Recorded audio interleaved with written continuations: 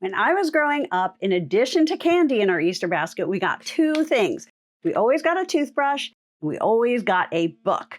I think the book was because we always spent Easter at the beach. My parents loved to read. And inevitably on Easter Sunday, we ended up having silent sustained reading where no one was allowed to talk for an hour, and we all had our noses in books. Really not a bad idea.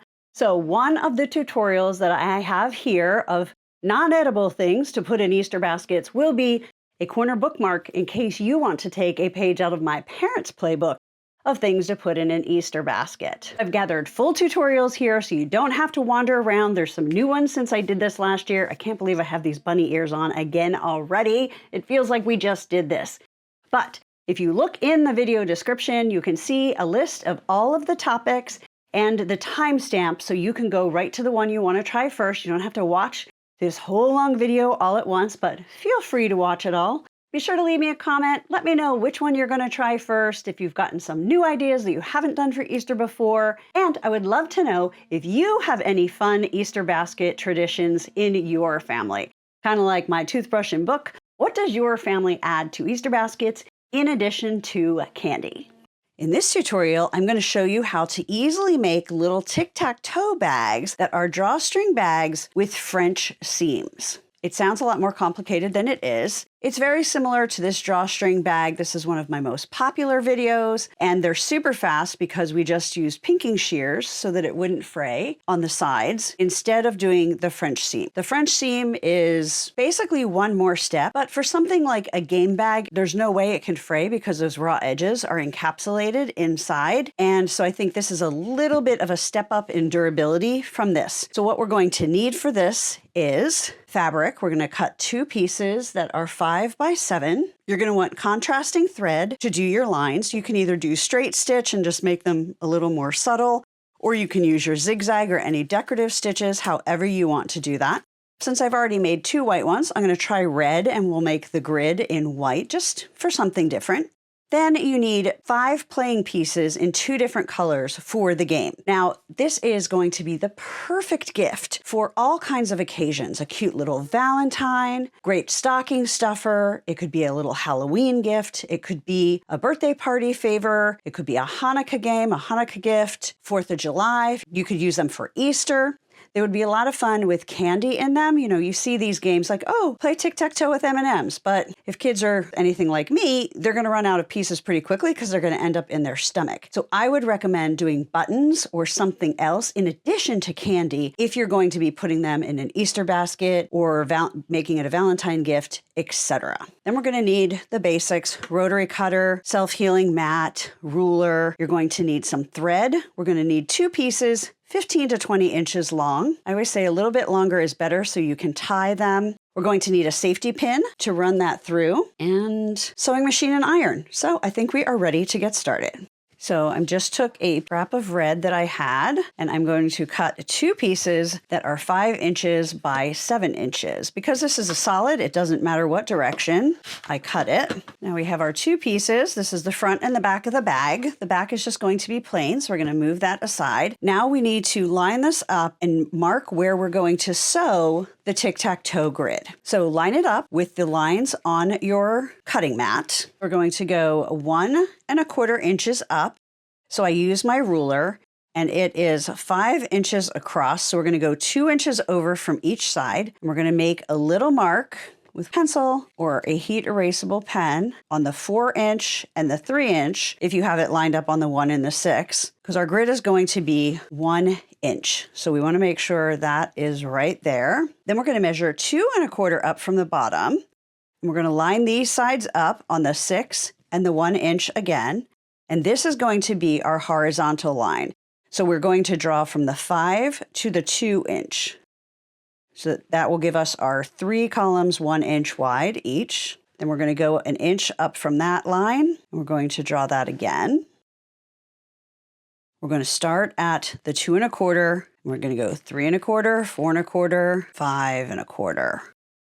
Then we're going to go over 1 inch, and we're going to do the same thing. So now we have our tic-tac-toe grid drawn on there. And it might look like it should be more centered, but you want it down because this is going to be folded and folded to become the casing. You also want to be able to close it with the drawstring and know what's in there. You're not necessarily going to play the game with that drawstring closed, but you want to know what that design is on the outside. So now we're going to go to the sewing machine and we're going to sew those lines. I'm just going to use a white thread and sew on these 4 lines. And I'm going to pull my bobbin thread up for each one. It takes, a couple more seconds, but it makes it so you're not going to have a big old bird's nest on the inside of your bag because you will see the stitching on the inside of this bag. So I hold these 2 threads tightly while it makes a knot or while you go forward and back a few stitches and then just sew to the end. Now, when I did the zigzag version, I did find that my fabric didn't stay quite as flat when I was sewing it because it was going back and forth and puckering a little bit. So I would recommend either starching your fabric before you do that so you have a little bit of a firmer surface, or maybe adding a stabilizer or a lightweight interfacing to the back. For doing straight stitches, you can sew right on your fabric as is. The next thing we're going to do is we are going to mark the top part of the fabric that we're going to use for the drawstring so that we don't sew all the way up. So we're going to mark down 2 inches, just put a little mark that'll be in that seam allowance on either side. Now, because we are doing a French seam, we are going to have wrong sides together the first time we sew around this. It feels weird because whenever you make a bag, you're used to sewing right sides together, but this is how we're going to do it. Flip or pin it in place so that the fabric doesn't shift. Now we are going to sew from this point down here, across and up, starting and stopping at these 2-inch marks, 1/8 of an inch from the edge. I changed my thread to match my fabric. It doesn't really matter for doing the French seam, but I want it to just match when we do the drawstring, so I usually just change it after I have sewn my grid. Now you'll notice I am sewing with the edge of the fabric halfway on this foot. So this is a 1/4 inch foot. So if my fabric goes right along the edge, it's a 1/4 inch. So I want it to be about half of that. So we're sewing quite close to the edge. Now I stopped and I'm going to pick up my foot and I'm going to turn at a 45-degree angle and I'm going to take 1 stitch. I'm going to take 2, lift it and turn. Having that angle at the corner is going to make the corner turn and have a slightly better point than if we just went straight and pivoted. And you either do 1 or 2 depending on where you stop. Next step, I'm going to trim those corners. I'm going to cut it at that angle and then just a little bit on either side. It's usually better if you only do 1 angled stitch and not 2, but I hadn't stopped quite far enough down, so we're just going to see what happens. Now we are going to turn it the opposite way. Basically, we're going to turn it inside out. This is the key to making a French seam. You have the raw edges on the right side with the right side showing. Then you turn it inside out. I'm going to use this cute little flamingo turning tool. Just very gently push those corners, and that gives us a much better corner than normal because I did that angled stitch.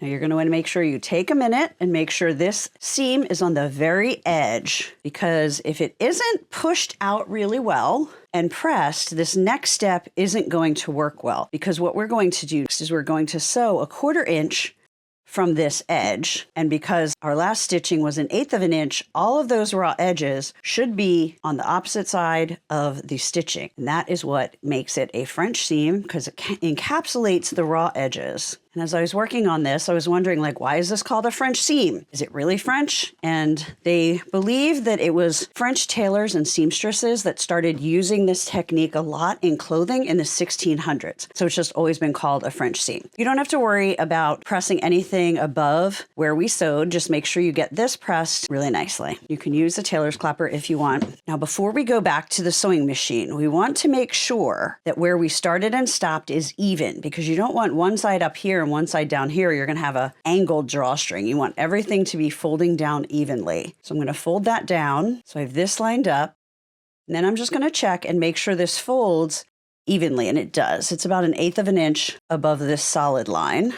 And then let's just check this side. So those are nice and even. So we did a very good job starting and stopping at the lines. Back to the sewing machine. Okay, I sewed down that side and forgot to film it, 1/4 inch from the edge, starting at the mark. Now, because we're not going to be clipping these corners, they're not going to be perfect points, but we don't want to cut through the stitching that we originally did. So I'm just going to come down and pivot 90 degrees instead of doing the angle. Now, one thing that is a little bit different about doing a French seam in a bag versus French seams on clothing is on the clothing, they might press this and then sew this down. That's kind of where you get that fold and you have the stitching on both sides, and that will make it flat. For something this size, that's going to be pretty impossible. So this is just going to be a little bit of bulk inside the bag, but it is going to make sure we don't have a lot of fraying and that this bag is going to last a good long time for lots of tic-tac-toeing. Now I'm going to turn it right side out. I'm going to go back to the workstation. I'm going to use my turning tool again, and if you don't have one of these, you can use a pencil that isn't sharp, you could use a chopstick, you could use a pen that isn't opened. You just want something that doesn't have a sharp point, but is pointy enough to really help you push that fabric out. But you want to do it really gently and slowly so that you don't end up pushing through the fabric or through the seam and having to start over. All right, so I got those out pretty much as well as I can because we have all that fabric in those corners. Now we are going to press these seams out just like we did the last time. Let me know in the comments what you think you will make these for. There's just so many things we can do with them. Now it is time to prepare our drawstring channels. And by channel, I mean that's where the drawstring is going to go through. So the first thing we're going to do is we're going to turn it the opposite way again. We actually could have done that before we ironed. And you're going to take small scissors and you're going to very carefully clip up here the seam just above the stitching so that the part that isn't sewn can move and fold to both sides. You're going to do that on both sides.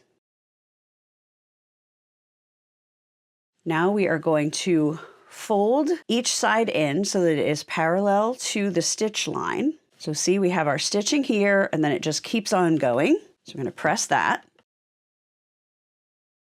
So all 4 are folded in. Now we are going to open that up and we're going to fold that raw edge in again so that we're going to just sew right down that line and encapsulate that raw edge, kind of like we did with the French seam. So you're going to do that on all 4.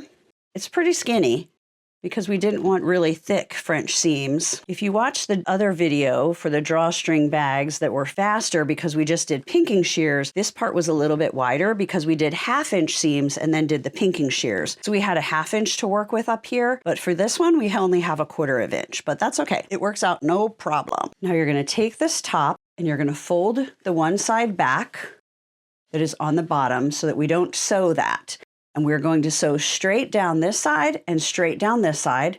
Then we will turn it over and sew the other 4 sides as well. What this is going to do is going to keep those raw edges encapsulated so they are not going to bother us. And it is going to make it easier to get the pin and the drawstring through without messing up the fabric as the bag is opened and closed. You can of course use this method to make any kind of drawstring bag, just a plain drawstring bag, a game drawstring bag like we're doing with this tic-tac-toe, and any size. Now we still have the bag inside out to finish making the channel. So what I'm going to do is first I'm going to fold this down so that the raw edge is slightly below where we sewed.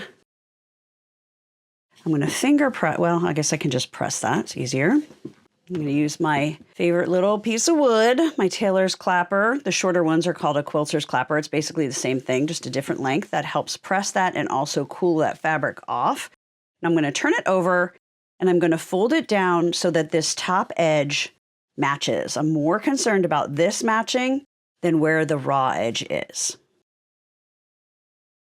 And then the next step is to turn that raw edge under about a 1/4 inch. The reason I do it after do the bigger fold is so that the bigger fold is consistent because, you know, you might do this side slightly smaller or bigger than the other side, and it's really the top that matters the most.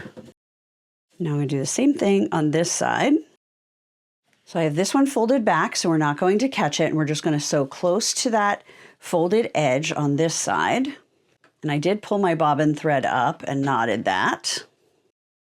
Now this is the right side, and so using the red thread just makes that really inconspicuous. If you wanted it to show up for whatever reason. You could use a white thread or a different color, but I just wanted it to blend with my fabric. Now I'm going to do the opposite. I'm going to fold this side we sewed down, and now we're going to sew this side. See right there, that little spot kind of folding out. So what I do is I just take my scissors and I tuck it under so that it'll get caught in the sewing. And then I'm just going to hold that down so it stays in place while we sew. All the sewing is done. Now we're going to turn it right side out again. And this should be really easy because we already pressed it this direction. If you want to press it again, you can. Now we're done with the iron as well. Now all that is left is putting our strings in. So because this is string and it's two pieces twisted together, I'm going to put a knot in it and put the pin through right by the knot. If you don't knot it, the thread's just going to come apart and it's not going to stay to be threaded through there. Then I'm going to cut about 16 inches. We're going to need two pieces, but I'm going to knot each of them first. Now I'm just going to start on either side, push it through the one side, turn it around, push it through the next side, like that. Take the pin off, and then I usually tie the knot pretty close to the edge because once you pull it, it gets pretty long. So if you have it long to start with, like when this is laying flat, it's gonna be really long. So I try and get it, within an inch. So I tied both of those together in a knot, and then I'm just gonna trim past that knot. So one side is done. Now we're gonna do the same thing, and we're gonna start on this side. This time we're going to start on the opposite side from where the other string started and stopped, because you want to have the strings on both sides so you pull like that to open and close it.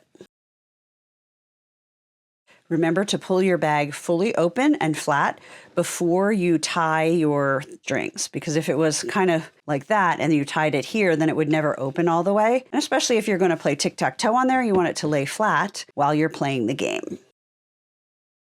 Trim that knot. And it is done. So to close it, you just go like that. Open it, you just pull on the fabric. So all we need are our buttons, which we had at the beginning when we were going over supplies. 5 pink and 5 white, because that will show up well on the red. But now it's really easy. Play tic-tac-toe. So you just want to make sure you have 5 of each color. In this video, I am going to show you how to make a roll-up holder that just rolls like this and holds with an elastic strap for a pack of 8 jumbo crayons. Each crayon has its own little pocket, and it is the perfect holder for home, for storage, for the car, for travel, wherever your little one wants to take these big crayons and get creative. I'm also going to show you how to do it with directional fabric. We all know that toddlers in particular often really love things that have those characters on them. Now, it's much easier, I will say, to do a roll-up with non-directional fabric. This is made out of one piece of fabric. It is folded, sewn together, rolled up, because nothing matters as far as the direction goes. Now, with directional fabric, that becomes a problem. I made this one like it was non-directional fabric. So I cut one piece of fabric, I folded this up, and I made the pockets. And look what happened. The designs on the pocket are upside down. Total bummer. Right side up here, right side up above the crayons, but the pockets upside down. That doesn't thrill me. So today I'm going to show you, instead of using one piece of fabric, you're going to use 3 pieces of fabric, but then everything is right side up. And then I chose to use just an accent fabric because I ran out of this. I just hit my scrap bin and found something that is absolutely perfect to coordinate with this fabric. Before we get started, I'm going to share something important with you. What is really, really important for you to know and understand is this. Let's look at the legal warning here. And this may be an unpopular opinion among many people because I definitely see this heatedly debated on social media, but here's the legality of it. And I'm not a lawyer, but I have licensed my art for over 21 years, so I do understand copyrights and how this works. Always defer to the selvage. Don't believe what a girl on Facebook tells you and says, no, it's fine if you're selling less than 50 or however many, you can totally sell it. No, you cannot. This says, sold for non-commercial, home use only. That means if I make these, I cannot sell them. No money can be exchanged. I can show you how to make them. I can give this to my nephew, my great nephew, as a gift, but I cannot make these, sell these on Etsy, sell these at craft fairs, etc., etc. Now, does that mean people don't do it? Does that mean a lot of them don't get caught? But if they get caught, I can guarantee you that Paw Patrol Company has a lot more money for lawyers than you do. So it's bad karma, and it is just too much of a risk, in my opinion, to take. Now, with that caveat out of the way, let's take a look at the supplies that we need. In addition to the fabric, this is what I'm going to be using today. We obviously need the crayons. You're going to need some way to mark those intervals that you will be stitching to make the pockets. You can use a heat erasable pen or pencil and a ruler. You can use painter's tape, or I am going to be using my sewing machine's seam guide, and I will show you how that works. This is especially helpful if you're going to be making a bunch of them, because you just put it in your sewing machine, set it up, and it is good to go for as many intervals as you want. Some clips, quilter's clapper, rotary cutter, and I'm also going to be using a hot ruler. This and this, totally optional, but I love them both, and I think they make things go faster and smoother. A hot ruler, it's like this flexible, kind of fuzzy feeling ruler. You can iron right on it. Now, let's get to the fabric. So just to review, if this was non-directional, or I didn't care if half of it was upside down on the pocket, I would just use 2 pieces of fabric cut to the same size. But because I want everything right side up, we're going to be using 3 pieces of fabric. This is going to be the inside. This fabric is going to be where this green is. So it's on the inside of the pocket. I'm going to sew these 2 fabrics together so that they're the same size as this one, but so that when we fold it up, the pocket fabric will be right side up like it is on this roll up, instead of upside down like it is on this one. I had a decision to make. I could have used this for the inside and these 2 for the outside, so it would have been more similar to this, but I know this kid loves Paw Patrol and he would rather see as many Paw Patrol characters than green, so we're going to go with all 3 pieces like this. So our inside fabric is cut to 11 inches by 10 inches high. The outside fabric is cut to 11 inches by 6.5 inches, and this is our pocket fabric, and this one is cut to 11 inches by 4.5 inches. The first thing we need to do is we need to put these 2 together and sew them together. Here's the key to getting everything right side up. These need to be reverse. So this is right side up, this is upside down. Put them together, add some clips, and sew along here with a 1/4 inch seam. I grabbed a piece of scrap fabric that I'm going to be using a lot for this project, and it is called a leader fabric because it leads your sewing. What you do is you put it on top of your feed dogs and you start sewing on this scrap fabric. Leave a little bit of space before you go on to your project and then sew to your project. That way, if there's any bird's nests or anything, they're going to be back on this leader fabric and you don't have to take the time to pull up your bobbin thread. The main thing to remember is that when you get to your project, just go a few stitches, then go backwards and forwards to lock the stitches on your project. Now that we have sewn these 2 pieces together, I'm going to set my seam. This is something very commonly done in quilting, and what it means is you just iron over your stitch line before you fold anything back, and then I come back and I press with my clapper. If you're not familiar with this, it's a piece of unfinished wood. It absorbs the heat and it helps to press any air or wiggle in the fabric so this is nice and flat. Taking the seconds to do that whenever you are sewing makes your end result just that much more professional. Now I'm just going to push this forward and we are going to iron that down and press that again, gets the heat out and really sets that press. The next step is to put these together, right sides together, and sew. But you'll notice the one where we put 2 pieces together is a little bit longer, and that's actually on purpose. I didn't want it to be short if somehow your seam was a little bit more than a 1/4 inch. So I added this little step where you're just going to line this up, lining it up with the bottom 4.5 inch section, and then just turn it and trim that edge to match. It's basically a 1/2 inch if your seams are perfect, but cutting that off and having it correct is better than having it too short.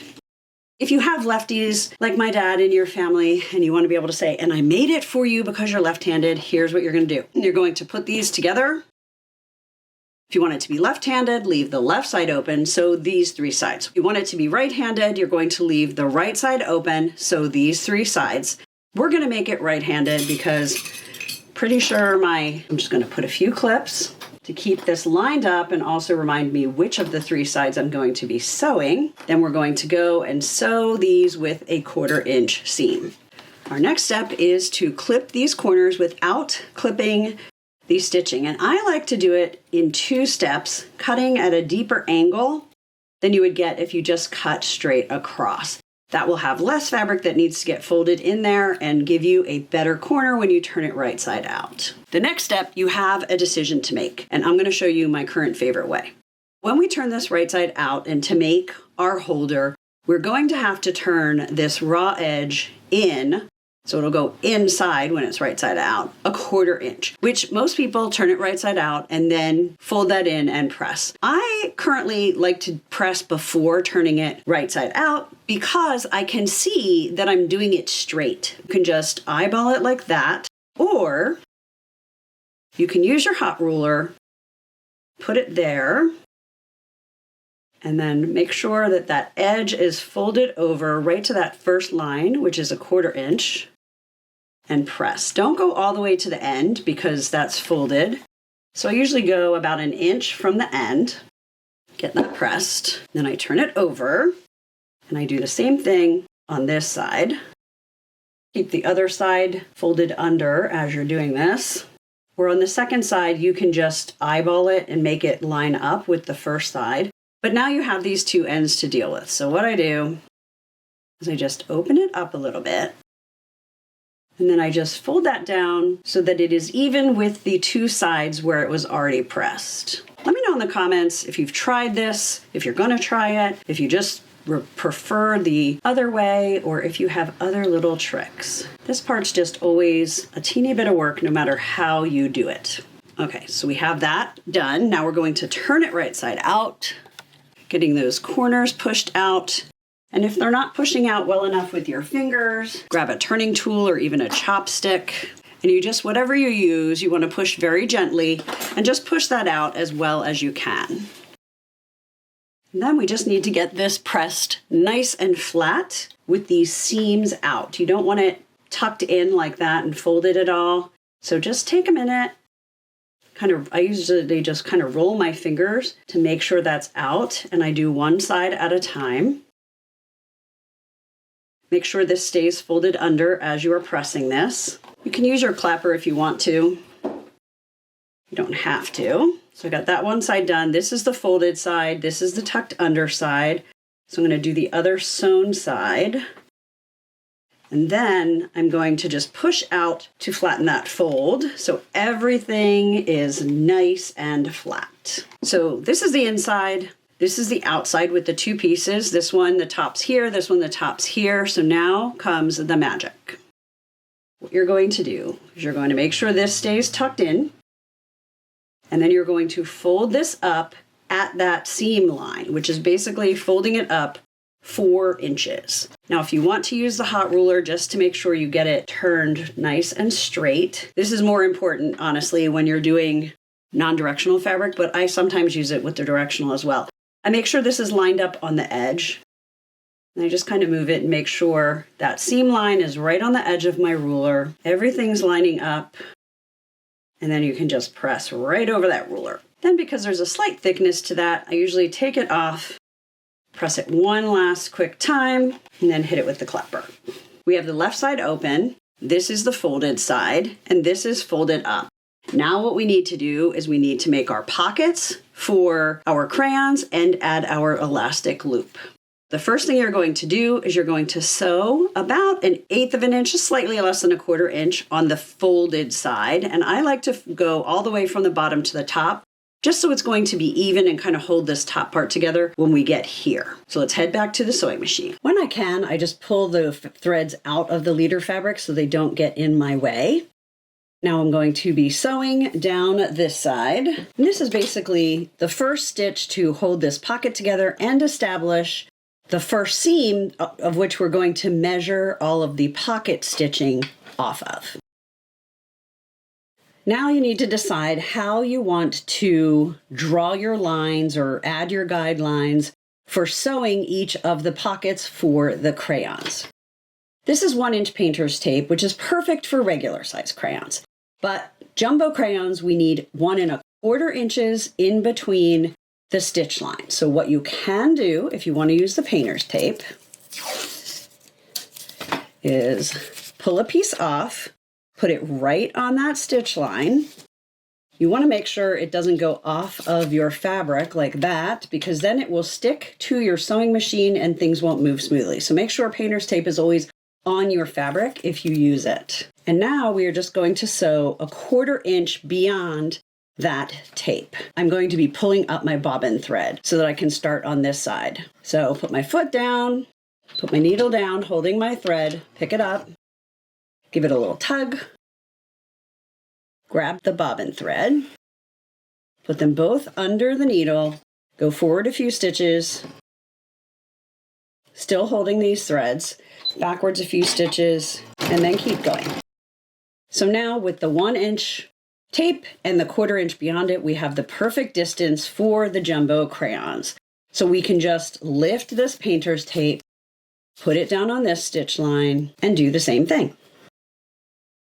That's one way to go, and honestly, that works pretty easily. We're used to sewing 1/4 inch from edges, so why not sew 1/4 inch from tape? You're going to be able to use that for at least one crayon roll up. If you're doing multiple, it might start to lose its stick, but let me know in the comments if you try it for multiple and how many times you can move this and get it to stay in place. The next way would be to take a ruler and use a pencil or a heat erasable pen, put the 1 1/4 line right on that stitch line, draw the line, and just sew on the drawn lines. The third way is to use the seam guide. Most sewing machines, if not all, come with a seam guide. Mine is metal, sometimes they are plastic, but it's basically this piece that's bent at a 90-degree angle, and you can put it into your foot, and you can use this as a guide, similar to using the numbers on your needle plate, but this will work as you move across fabric. I use it a lot for straight line machine quilting and also for projects like this. So I am putting it into a walking foot. This is a Janome sewing machine. If you have one of these and want to use it, look at your manual. It'll tell you how to do it on your machine, but this is the basics. So you put it in and you just push it through. It's coming out over here. You just can't see that. And then you're going to line it up for the increment that you need, which is 1 1/4. Now, when this seam guide runs along a stitch line, I know that I will be sewing 1 1/4 inches away on this side. So this is my favorite way of doing it, especially if I'm making a lot. I just set this once and I just keep using it. There's no tape to move. I don't have to draw lines all the time. I just keep rocking and rolling. So if I wanted to start off the end of the fold, I just flipped this to the other side and put it in. So it's basically upside down because this is designed for right-handed sewing, but I can have it so that it is on the left-hand side. It goes on the stitch line, and then I could use the leader fabric. Now, when you get to this last one, depending on how well you press this under and did your seams, I always do a quick size check before doing the second to the last line. Do I actually have 1 1/4 inch if I sew here and then a little bit more than 1 1/4 inch? And I do. So 1 1/4 inch here and a little bit more over here, so that's going to be perfect. You just want to make sure your last spot doesn't get a little bit too small for your jumbo crayon or whatever you're making a roll up for. And if it does, you just scooch that over maybe a teeny bit and it'll be a little bit snugger, but we do not have that problem. So now we have sewn the pockets all the way from this first end to here, and we're not sewing this yet until we put that elastic in. Now for the elastic, for an 8 jumbo crayon roll, you need a 7-inch piece of elastic. You're just going to fold that in half, matching those raw edges. We're going to want to put it in halfway between the bottom and the top of the roll. So I just fold it in half just to get an idea of where that halfway mark is, right there. So basically at the top of that bone. Now, here's an important part. You don't want to put it in between the two layers of the pocket. You want to put it in between the two layers of the backing. So the longer fold, not the shorter fold. So I'm just going to lift that up, put that in right at that bone. If it's not quite even, it's totally fine. And I'm putting that in about a little over 1/4 inch. And then I'm just going to clip that in place. Now, because this is pretty thick, because we have all the folded in part, I highly recommend pulling your bobbin thread up. And then I'm going to use this. It's another kind of leader fabric. It's basically a spacer. It's a piece of fabric I've folded and I just use over and over again to kind of get the fabric even. What this does is it helps your machine and your foot and your feed dogs move things when you're starting on the very edge of something rather thick. You basically want to use something that is going to be about the same height as the project you're working on, so your foot stays nice and straight. So I'm putting that back there. We're not going to stitch in that at all, unlike this one. Pull that bobbin thread up. These two pieces just push off the back, and we're going to sew about 1/8 of an inch from the edge just to make sure that we catch and close all of that part that we folded under. And then I use my scissors to hold it in place, keeping my fingers well away from that needle. Now, to make sure that that stays nice and secure, we're going to backstitch over the elastic and also over the edge of the pocket. Now it is ready to clip all the threads and add the crayons. Now it is all done. Everything is right side up. Oh my gosh, my great nephew is going to love this. So now you're just going to put all the crayons in there. He's probably going to need help getting these crayons back in here, but it is a great way to carry crayons on the go. Slip it in your purse really easily. It doesn't take up a lot of room. You just roll it up like that. Take the elastic, and there you go. So if you don't want your kid to have screen time, just bring some paper, crayons, or a coloring book, and you are ready to go. This is the jumbo crayons. Let me just show you one other thing, and that is jumbo markers. Jumbo markers, or the washable markers, just broad tip markers. The washable ones, just these fatties, right? They are basically the same width as the crayons. So you're going to be sewing 1.25 inches across for each one, but they're a little bit taller. So the main difference between this and this is the markers come with 10 in a box, so you're going to need your fabric to be a little bit wider, and they're slightly taller than the crayon, so you're going to need your fabric to be slightly taller. So for a non-directional holder like this one, for the broadline, aka fat markers, you're going to need your fabric to be 26 inches wide by 7.5 inches high. Fold it up 4 inches just like we did with this, and sew at 1.5 inch increments. So there you have it.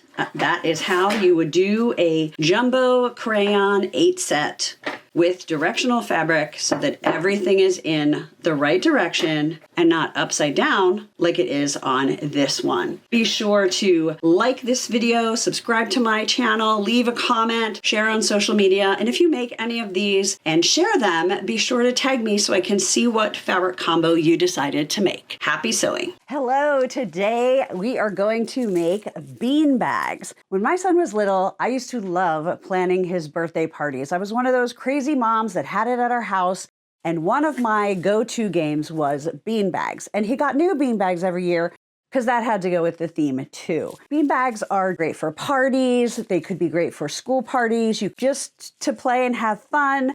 Something for the kids to do while you're camping, something for the whole family to do while you're camping. So many ways to use this quick and easy sewing project.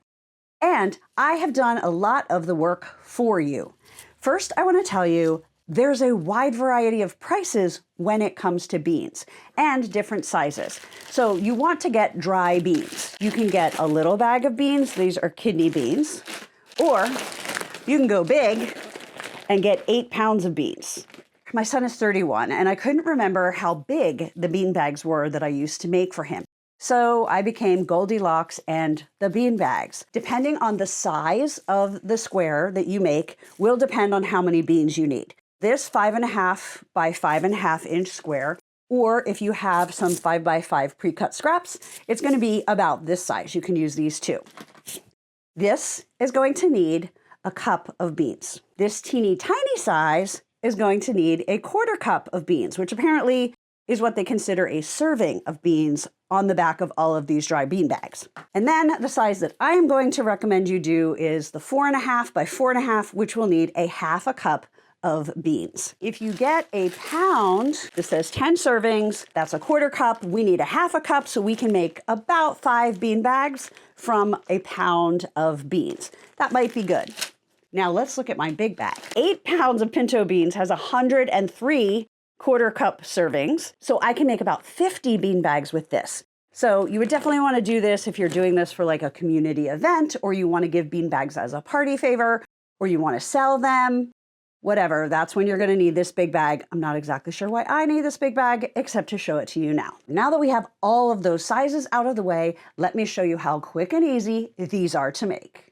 Let's start with our supplies. We obviously need beans of some sort. I'm going to be using a measuring cup. I'm going to be doing the 4.5 by 4.5 inch squares, which will need about a 1/2 cup of beans. Now, I can tell you from experience, you do not want to try and pour the beans from this bag into the fabric bag without using a funnel, or they will be everywhere. Guess how I know?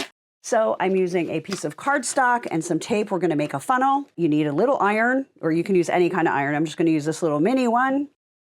And then fabric and some clips, rotary cutter and a blade. So I have cut this Paw Patrol fabric.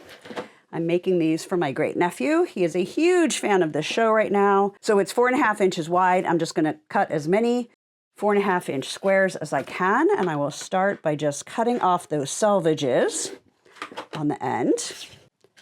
All right, I have this folded in half, so that's 1 bean bag, 2 bean bags, 3 bean bags, 4 bean bags, and not quite 5 bean bags. Yeah, that's too small. We'll keep that for something else. Now, if you wanted to fussy cut these, you obviously could. You would need more fabric to get as many. But what I would do if I was going to fussy cut them, this is a 4.5 inch square, so it's exactly the size that I need. And I love it because the blue, it shows you exactly where your seam allowance is. Put him right in the center, cut that, I'll definitely use that. So you can fussy cut, or you can just go with whatever it ends up being. We're gonna make 4 bean bags. So you're gonna take your 2 squares, you're going to put them right sides together. We're going to sew 3 of the sides with a 1/4 inch seam. And because this is beans, it's not something thin, it's not flaxseed or anything like that, you can just use a regular stitch length. You don't have to go small. Okay, so I have them all matched up. Now we're going to head to the sewing machine and sew those together. Because these are bean bags that we're making, it isn't going to matter if the seam allowance is off a little bit. So I'm not even going to pin these. I'm just going to line them up, and they're not really big. I'm going to use a leader fabric before we put the first one down, which basically means a scrap piece of fabric that I'm going to have under my foot and over my feed dogs. Then I'm going to put this down, and I'm going to sew from that onto this. That will make sure there are no bird's nests on our actual project, and you don't have to worry about pulling up that bobbin thread. Once you get onto this fabric, you want to go back and forth, and then we're just going to sew the 3 sides with a 1/4 inch seam. I'm just going to cut that off. And then I'm just going to daisy chain these and keep going. You could let them swing around or cut them off as you go. And you can see every seam isn't a perfect 1/4 inch, but it does not matter because, again, it's a bean bag. Now that all 4 of these are sewn together, we are going to clip the corners on those bottom corners where we sewed. And I don't like to cut straight across like that. It's hard to see the thread, sorry, it matches. Because then you still have all of this fabric that needs to go inside. So I like to cut at more of an angle and do 2 clips, making sure you don't snip the stitching. I'm just gonna snip the corners on all 4. Have you ever made bean bags before? Let me know in the comments. I'd love to know if this is something that you've done for your kids like I did for mine, if you do it for schools, for church events, or how and when you have used bean bags, or how and when you think you might use them. Okay, now we are going to just turn them all right side out. Let's see, using my finger, I really can't get that corner out very well, so I'm going to grab a turning tool. You can use the tip of a pencil if it's not sharp. You can use a chopstick, just something that you can very gently push that corner out. You don't want to do it hard because you don't want to come through that stitching. So I'm just using this. It has a nice blunt edge, but it does the job. These could be a really cute gift. If you're having family barbecue, you could make 3 or 4 in different fabrics for each child so that they know which is theirs. They can have little contests, kind of like horseshoes, but no big pieces of metal getting thrown around. Just some fun bean bags. And you can throw these into anything. You can use bowls, you can use buckets. You could put hula hoops out on the lawn and you just have to get it into the hula hoop. You could put chalk marks on a driveway and try and aim for a certain spot. Now I'm just going to do a really quick press. Pressing this doesn't need to be super precise because it's going to be full of beans. But the main thing and the main trick is you want to fold this under and press it before you add your beans. So the best way to do that is to take the seam and fold that down first. So fold both of the seams down, and then when you pull like that, the rest is just going to fall into place. And that is going to have these edges held out better than if you tried to start folding on the inside. Hopefully that makes sense.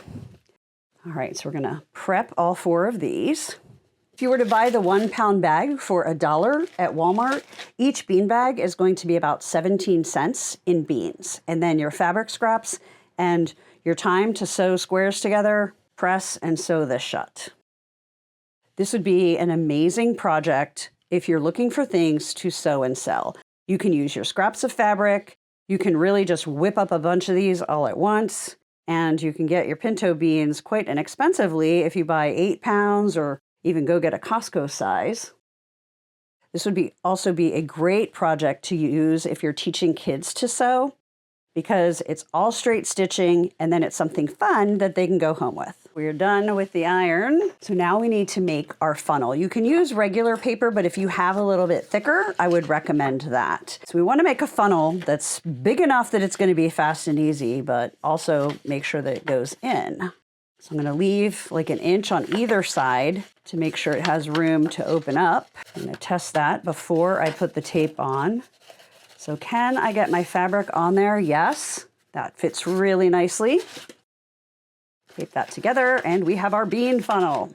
So you're going to take your fabric, put in your funnel, take your 1/2 cup of beans, pour that in, put that back together, put a little clip on and move on to the next one.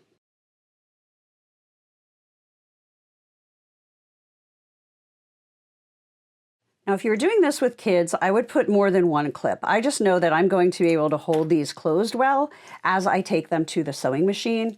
If you're newer or you're nervous or you're working with kids, definitely do 2 or 3. So now we got to go back to the sewing machine.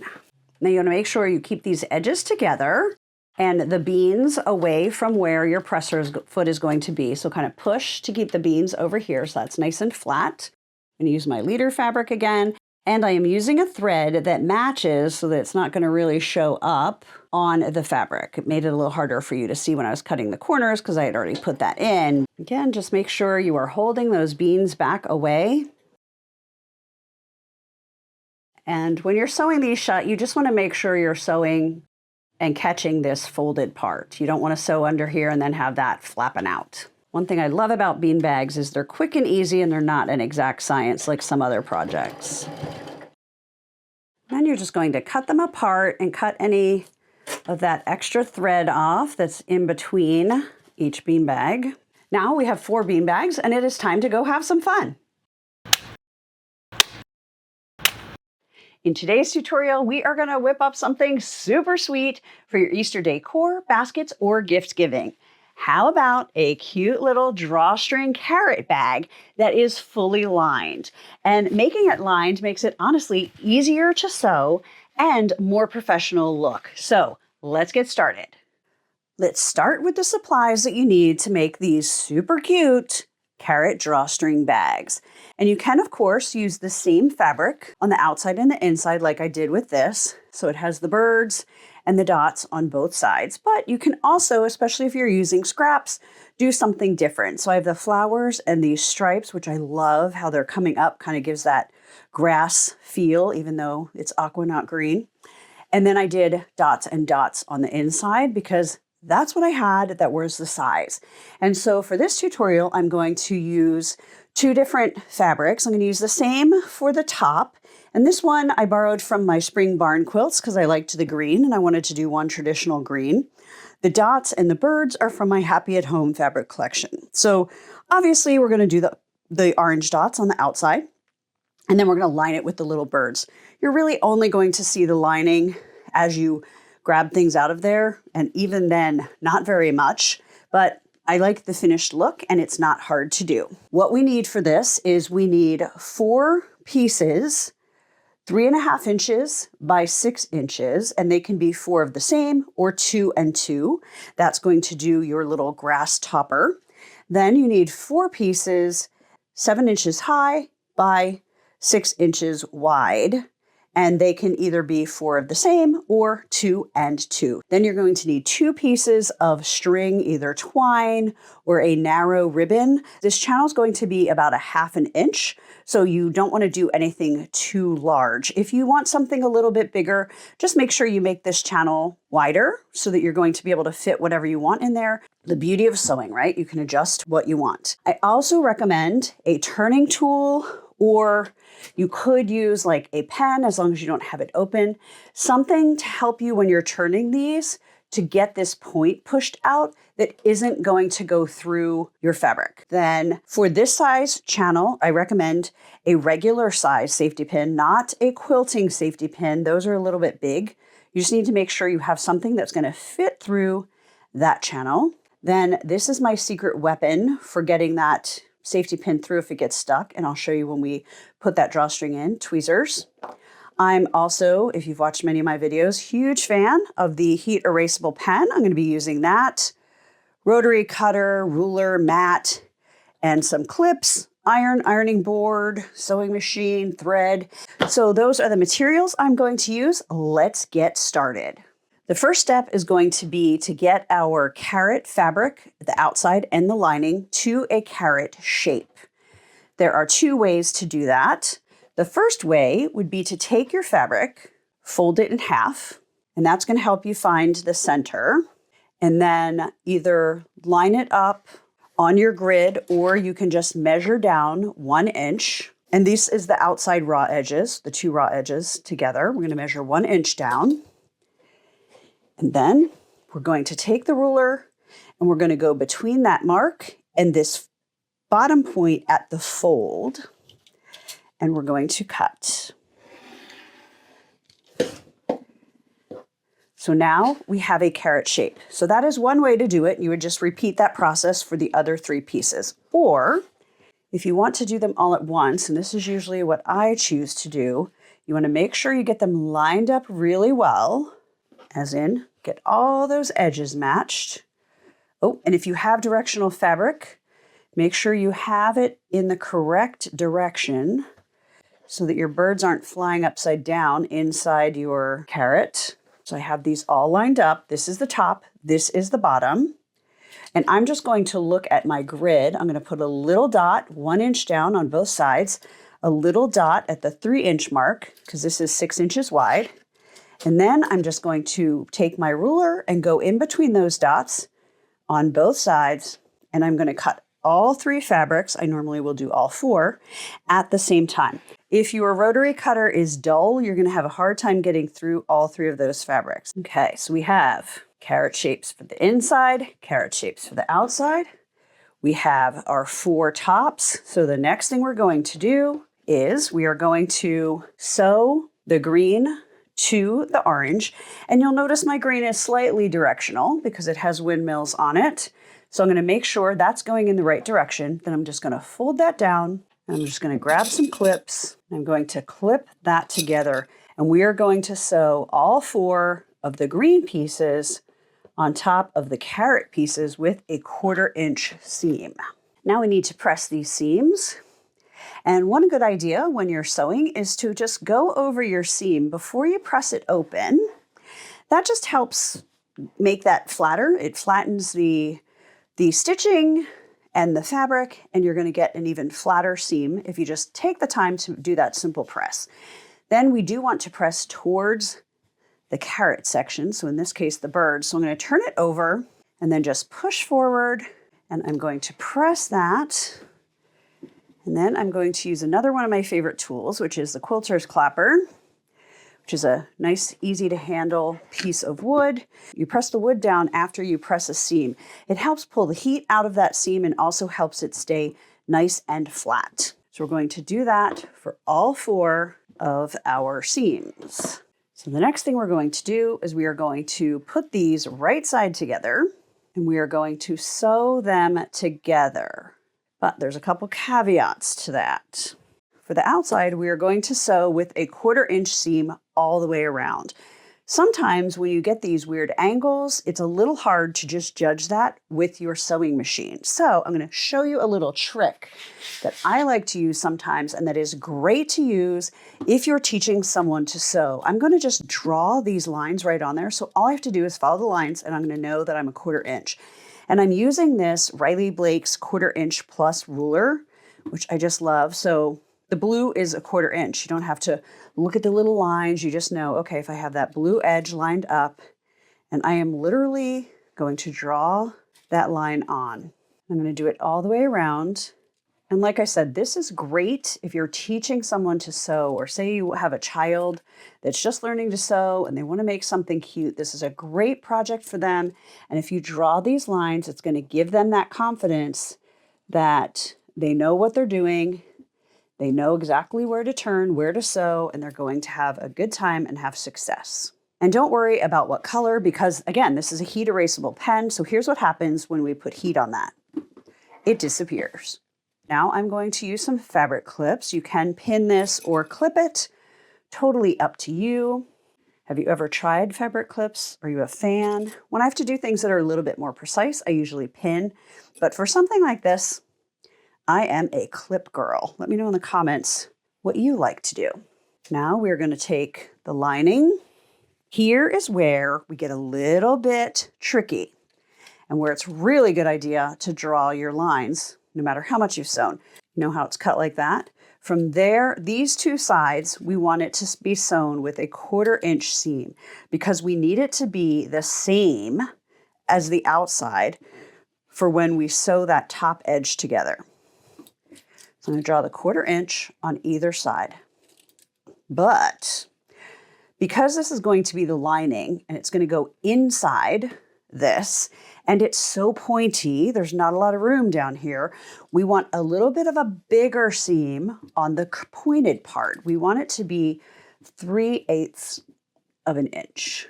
So you have 2 different size seam allowances on your lining. That's why I find it definitely easier to draw this on. And you want to leave a few inches open for turning. So I'm just going to not draw on a few inches so that I remember when I'm sewing, oh, stop there, stop there. Flip that, and we're going to take it back to the sewing machine, and we are going to sew both the outside together and the lining together. It is so easy to know where to turn on that tight point when you have it already drawn on there.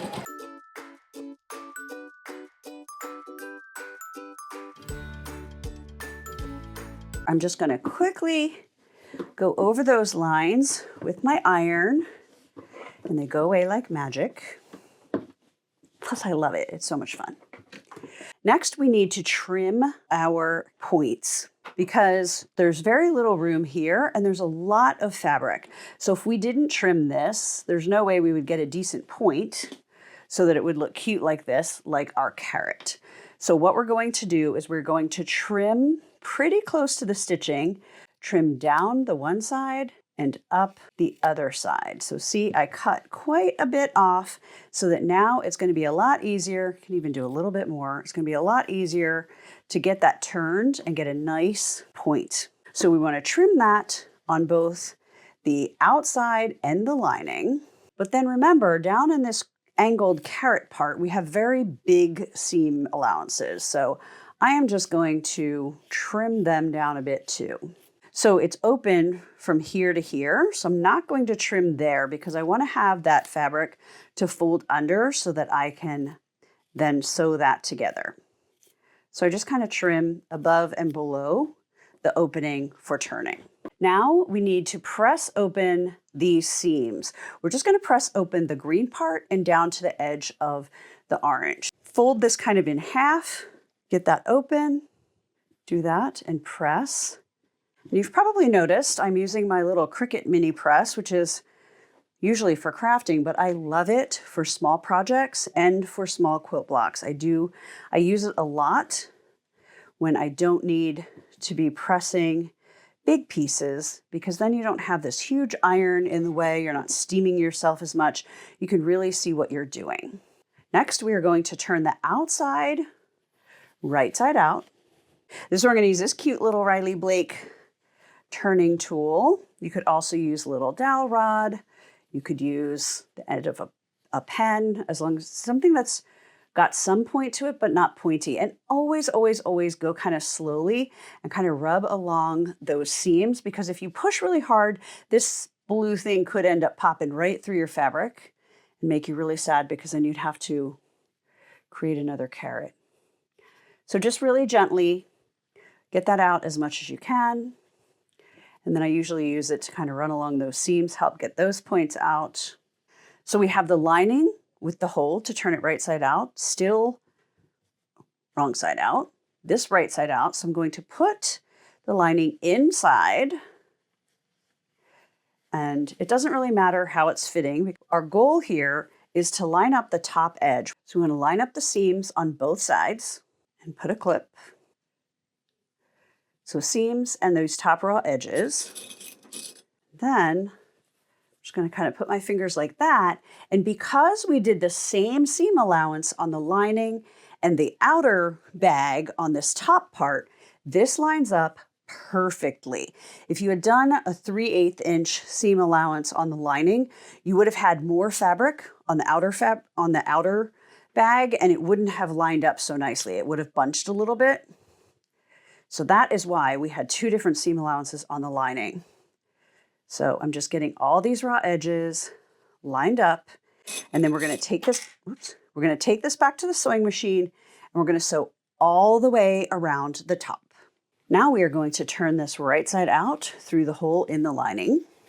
I'm going to use my turning tool again, and I'm going to press the point out on the lining. I'm just going to run it along those seams, get that side out. Now we're going to press all the way around to get these seams opened all the way, and also to turn the seams under on the section that we used for turning. And then you can either hand stitch or machine stitch that closed. Now we are going to take the lining and we are going to put it into the outer bag at that seam on the green. And we're going to press that next. Just want to get a nice crease there. And you know what I like for nice creases. Can top stitch up here if you want to. I usually don't. I just leave it pressed. And the next thing we're going to do is we're going to sew, let me just show you, these two channel lines. Now, if you have a sewing machine, where you can take the arm off and pretend this is your sewing machine, and you can put this on here and you can go like that. Then you're just going to leave the outer bag on the outside, and you're going to sew close to this line, and then about a 1/2 inch up from that, two channels like that. But if you have an industrial machine like mine where you can't do that, we're going to draw lines on here, and then we're going to turn it inside out so that we can follow those lines. We don't want to follow the lining lines because it doesn't necessarily mean we're going to hit just right on the outside, and we want the outside to look good. So I'm going to again grab my ruler and my heat erasable pen, and I am going to draw where I'm going to sew. So the first one I'm going to do is really close to where that seam line is. barely 1/8 inch of an inch up. I'm going to draw a line on both sides, which basically is all the way around. And remember, you're going to be able to just hit that with heat and it's going to go away. So don't stress that you're drawing on the outside of your bag. Then we're going to go up a little bit more than 1/2 inch from that line, and we're going to draw that again. So we know where our second line is going to be. And if you want to be even more precise, you can go across that seam to make sure that that line is going to be lined up.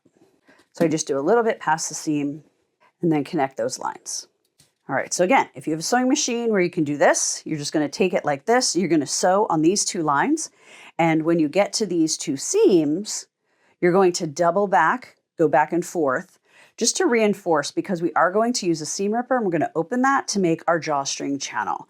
But because I have the kind of sewing machine where I have to work a little bit harder because I have to work from the inside, I'm going to turn this the opposite direction and I'm going to have to do this and sew along those lines. Now I've turned my right side out again so that the outside of the bag is up, and I'm just going to quickly iron over the lines that we drew. We just want to get those pen marks off before we put our drawstring in.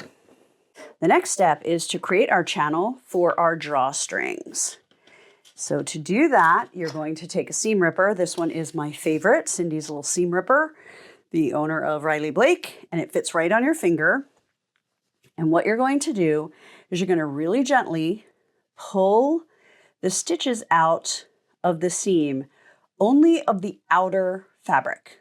You don't want the seam open here, just the outer seam. And only in between these stitches that we just did. Just be really patient with this step so that you don't motor through your channel.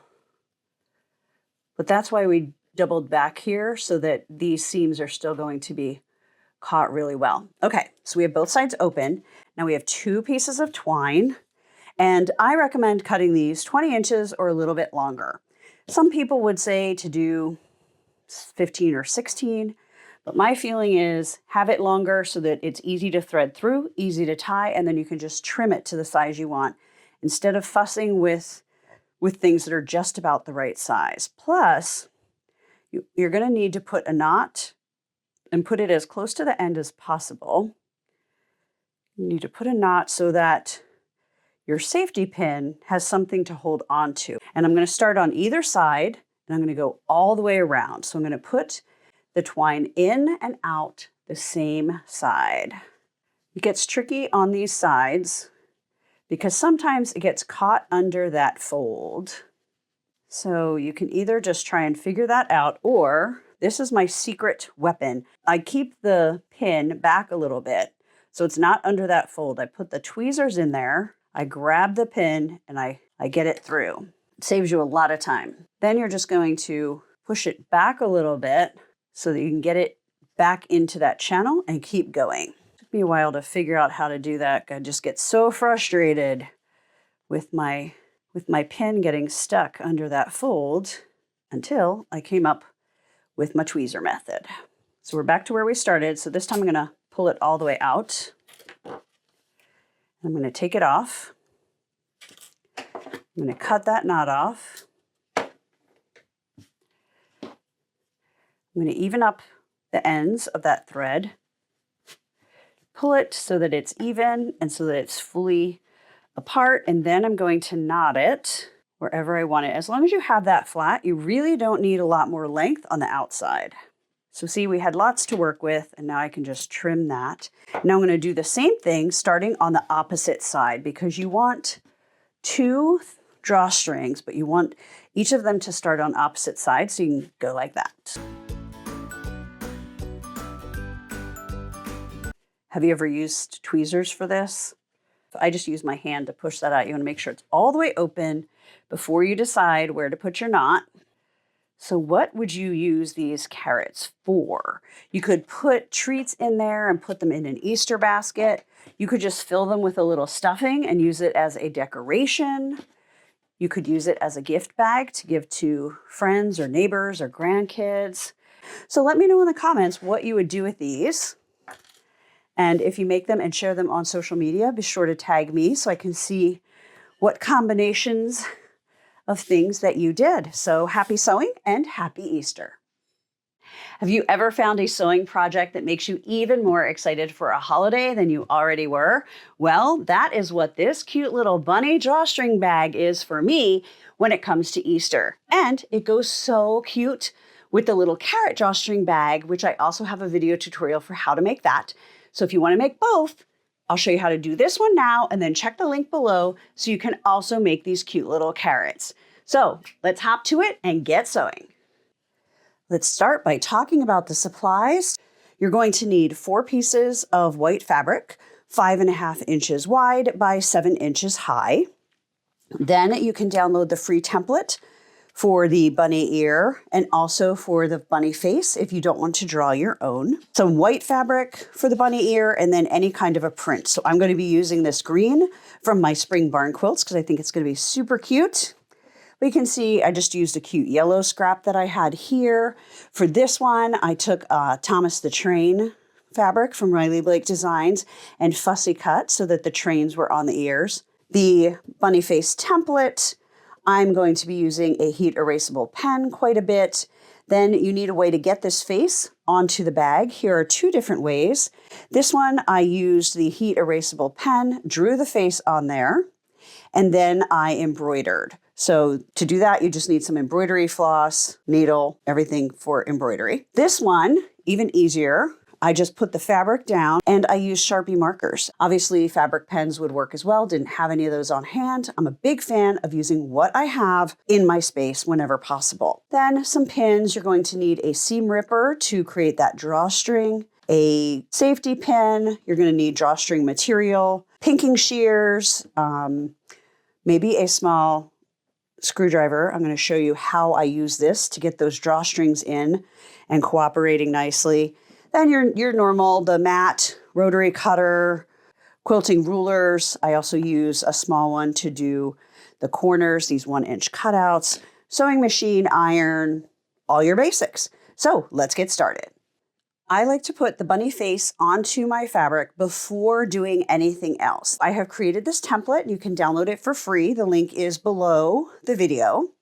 And it is the same size as our fabric. So 5.5 wide by 7 inch high. You can put it on a dark or light background. If you're using most white fabrics, you're going to be able to see through it. If you can't see well enough through it, put it up against a window or put it on a light desk, but this works great for me.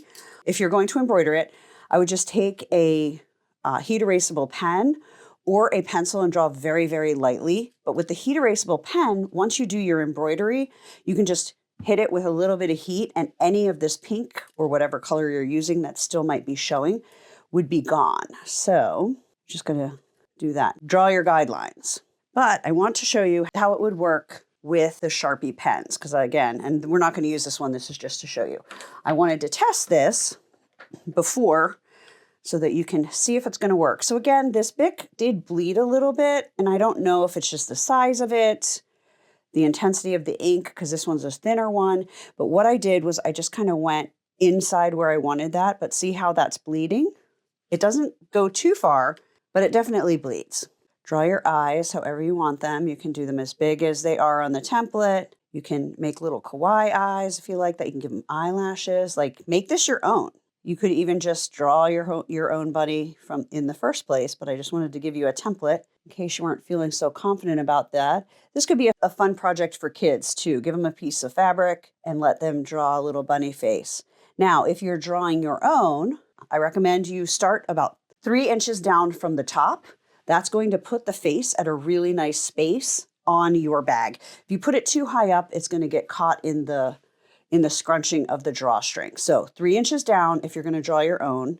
Otherwise, I have that positioned for you on the template. So as long as you line your fabric up top and bottom, it's going to be at the right place. So once your face is on, it is time to get rolling. And I have an embroidered face ready to go. So these 4 pieces, 2 are going to be the lining and 2 are going to be the outside.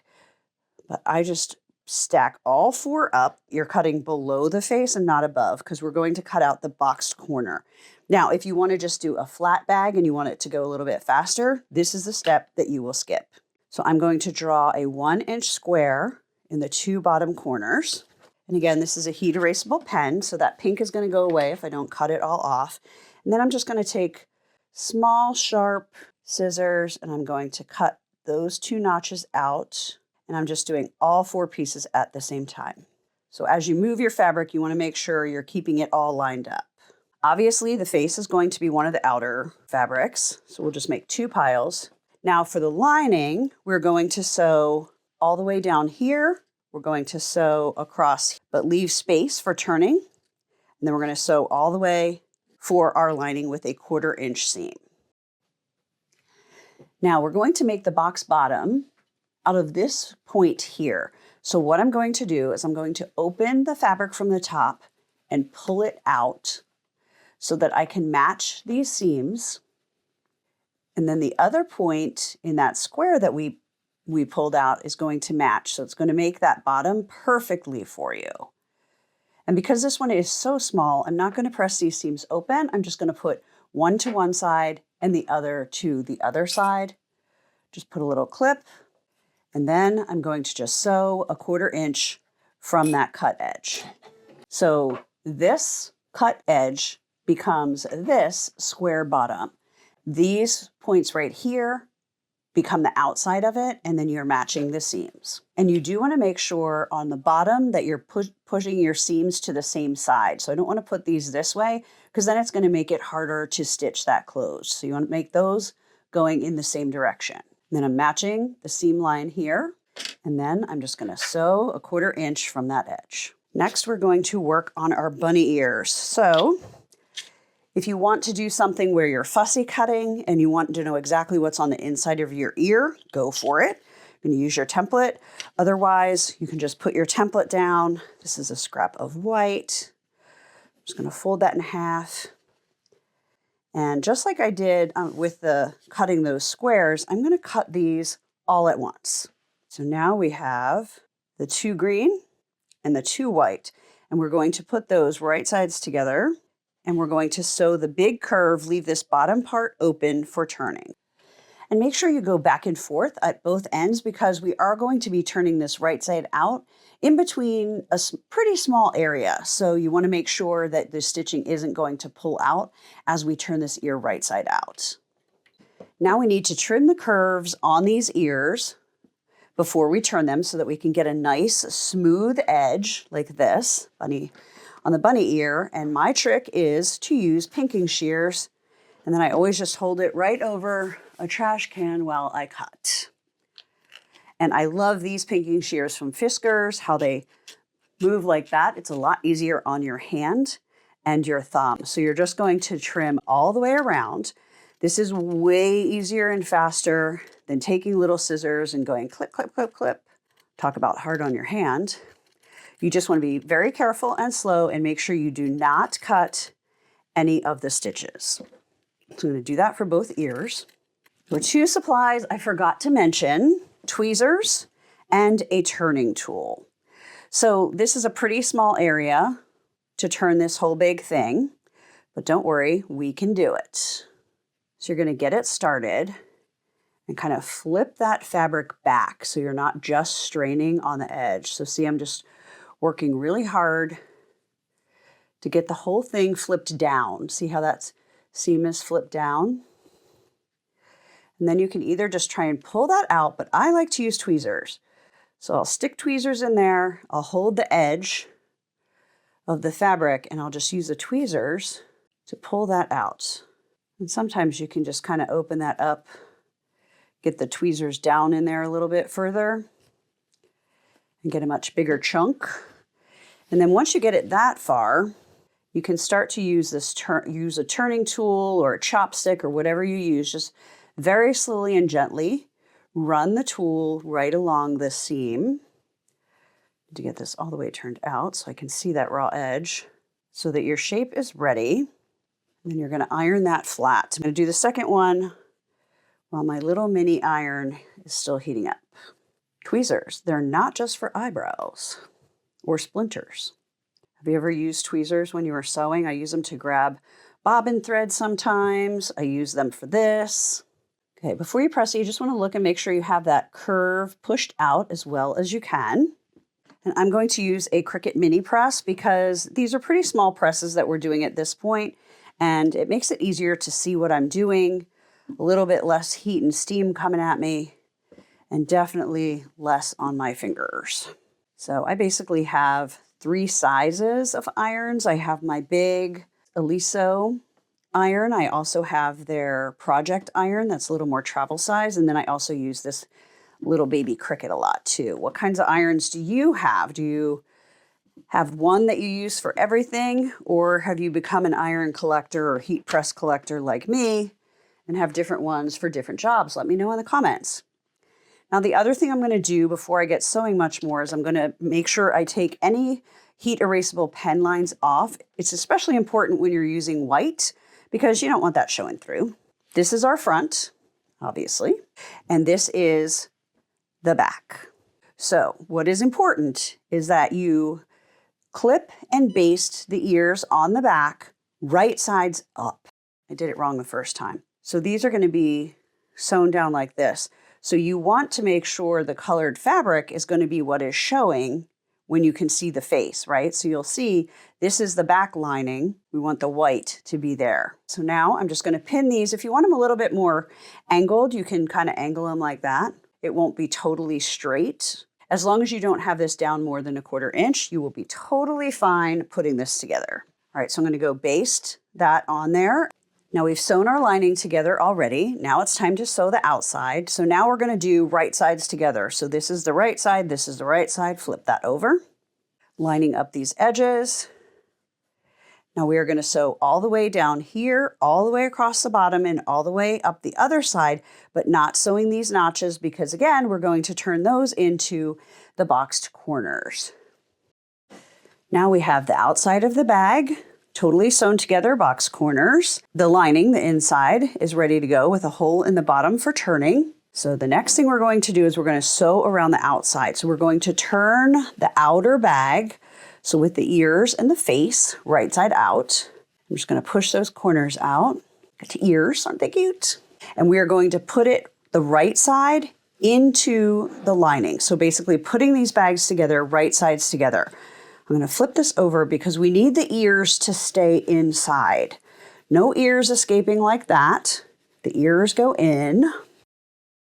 And we're going to match these seams on the side. Now it is going to be easier to do the drawstring if you open those seams. Always start by putting the 2 sides together and clipping right at that seam. Then if you just kind of pull it like that, the rest should just line up. You just want to make sure you're paying attention to those ears and keep them going straight down as you clip this together. Now we're going to take it to the sewing machine. We're going to sew all the way around the top. No openings necessary because we already have it in the bottom. All the way around the top with a 1/4 inch seam. They would also be really cute to combine with the carrot drawstring bags. So check the link below this video to go see that video as well if you want to make both of them. That make a great little Easter tiered tray display. Or you could put them both in Easter baskets. You could have them for Easter egg hunt prizes. So many ways you can use these. Our next step is to turn this all right side out through that hole in the lining. So now it's popped out like that. This is the outside of the bag and the lining of the bag. Now we need to close this hole. So you can either hand stitch that, or I'm going to just stitch across that really quick with my machine because it's in the bottom of a pretty small bag. It's not a reversible bag, so I don't think it needs to be perfect. So I'm just going to machine stitch there. That's closed. Has a little bit of a bump. Doesn't really matter because again, it's going to be on the inside. So now we're going to push that lining inside the outer bag and we're going to get this lined up. So we have to press around the top, but you want to get this seam as lined up as possible. You don't want it to be folded over a 1/4 inch on either side. So just take your time. It's easier to do where the ears are. You just kind of pull and that will pull them up, but take your time and get that pulled out. And I usually just press from the inside. So I have that space good. Just press across there. Get those ears nice and flat again. Everything gets a little bit wrinkled as you have it turning inside outside. All right, well, while we have the iron on, I'm just gonna press the rest of the bag a little bit more. Now, I'm going to take this back to the sewing machine and I'm gonna sew really close, like 1/8 an inch or less, to the edge. And then I'm going to drop down 5/8 of an inch and I'm going to sew again. That's going to create our drawstring channel. Because this is top stitching, I'm going to do my little trick of pulling up the bobbin thread by lowering the presser foot, lowering the needle, pulling it up, holding that thread, and then pulling. Then I can have both the bobbin and the top thread up on top. Put that under the foot, pull back, and then I'm going to knot. That's going to help me not have a little bird's nest of a knot potentially on the back of my bag. Now I'm coming up on the seam, so I'm going to go forward, back, and forward to reinforce that for the drawstring. Now we're going to use the 5/8 inch mark, and we're going to sew the second stitch around to make our drawstring channel. As I hit those seams, I'm going to go forward and back just to reinforce so that our drawstring works well, and when we pull the threads from the seam, it doesn't mess up the bag.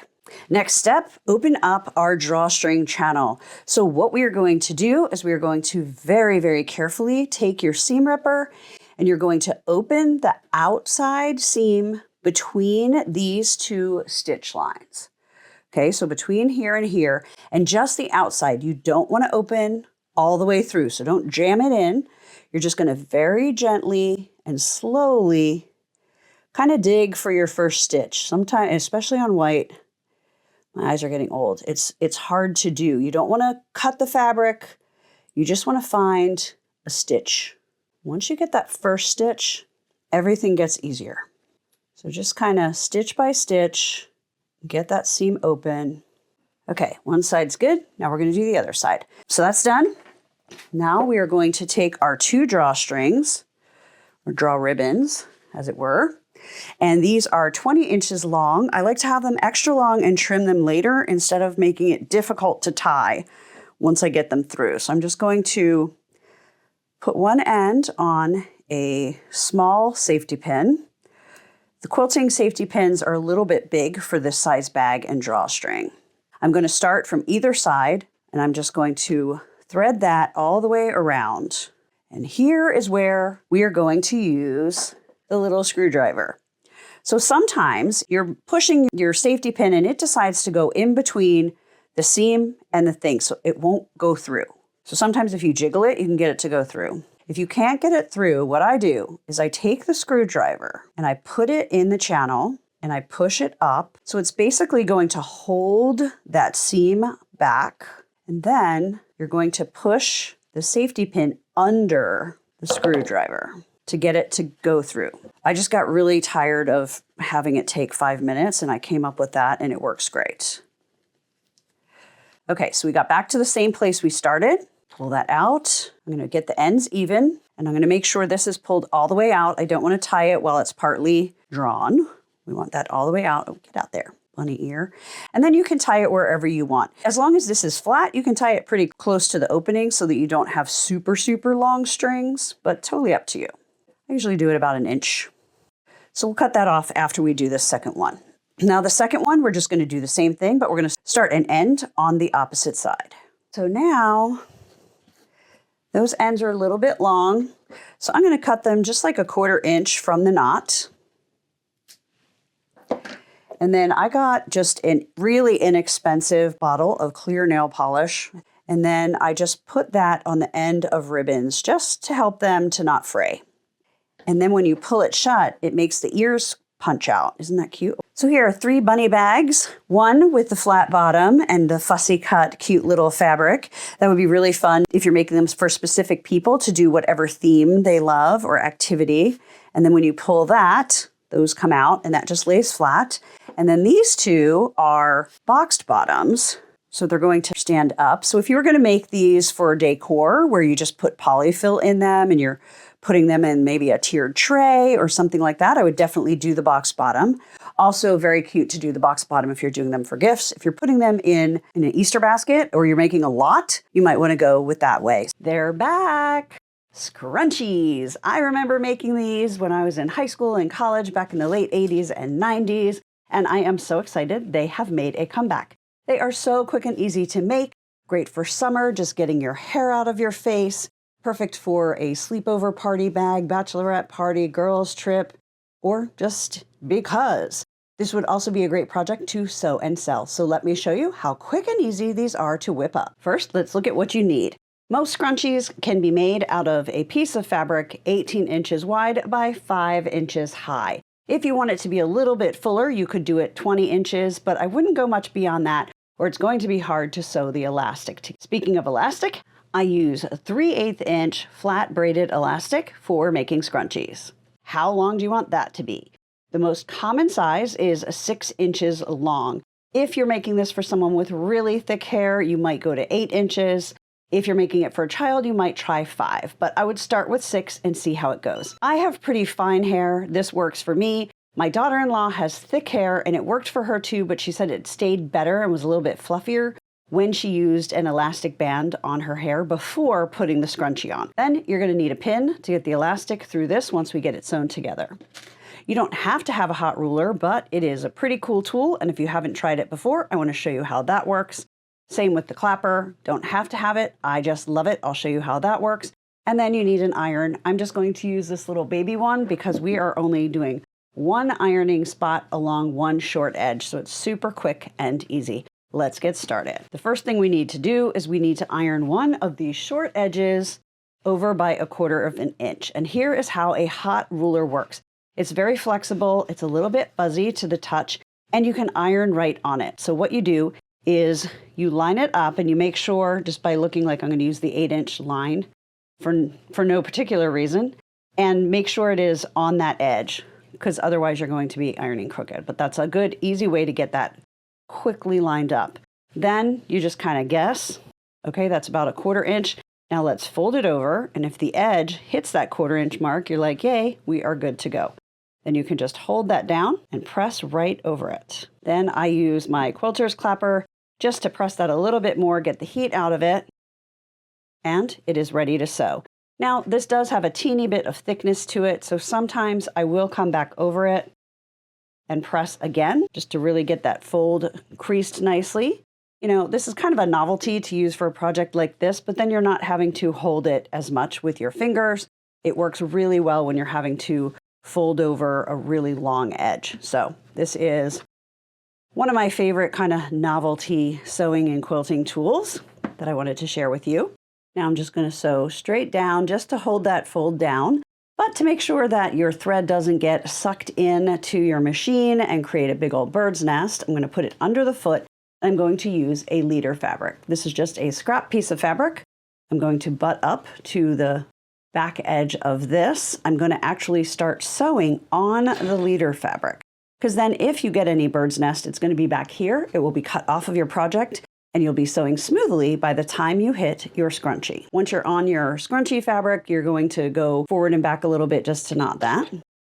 And I had that stitch length set a bit small for this because I'd use a smaller stitch length when I do the elastic. So you can use like a 2.4, 2.5 for this part. I'm going to switch that. Now I'm going to fold it in half, right sides together, and we are just going to sew down the long edge, leaving both of the short ends open so that we can put the elastic all the way through. And I'm going to use that leader fabric again. Now I'm just going to cut that leader fabric off again. Keep that for the next thing. And now we're going to go back and turn this right side out and string the elastic through. Now I'm just going to turn this right side out. I like to turn it right side out from the sewn edge because this is a raw edge and it'll fray a little bit more. And I've tried different ways. It's wide enough and short enough that I just do it with my fingers and I just push it through, reach in there and pull it out. If you want to use a turning tool or a safety pin, you can, but I don't know that it really saves you all that much time versus doing it this way. If you're making a lot of scrunchies, this would be a great thing to do while you're watching TV. So that leads me to a question. Do you watch TV while you sew? Do you listen to podcasts? Do you listen to audiobooks? I'm curious. And if you have any suggestions for things to watch or listen to, I'm sure I and others would love to. So now that's right side out. I'm going to take a pin. I'm just using a quilting pin. On a longer, you can use any kind you want. And I'm just going to put that all the way through the tube. You want to make sure you hold on to this end. So your fabric is going to get really bunched up. Because remember, our fabric is 18 inches long. This is 6 inches long. So it's nice and bunchy. So now we have it like that. Now we are going to overlap it a little bit. I probably overlap that just under a 1/2 inch. And I'm going to sew that together. I usually sew down one angle and across and try and keep it lined up as well as possible. It is a little bit tricky. I'm going to clip it together just so it doesn't pop apart and go inside my fabric as we head back to the sewing machine. So this is not only a little tricky to sew, but also a little tricky to film so that you can see what I'm doing and not just see the scrunchie. So I'm going to do my very best. I always have the fabric in front of me because I do have a walking foot on there and I really don't want this pulled around by either the feed dogs or the walking foot. And I'm going to be using my leader fabric again, make sure it's covering the feed dogs and is under here just so we have something to move. Now I have to take the clip off or I won't be able to get it under, and you'll see it's only overlapping a teeny bit and we want to keep it as straight as possible. If it doesn't stay perfectly straight, it's fine. It's going to be on the inside. But the goal is to keep it lined up. So sometimes I'll just take my scissors, and hold it in place as I get it under here. I'm using the leader fabric because trying to lift the bobbin thread and hold this little piece of elastic together and all of that at the same time, it's just a lot. So I just do this. And that did not stay very straight. So while the needle is down, I'm just going to lift my foot and I'm going to line that back up.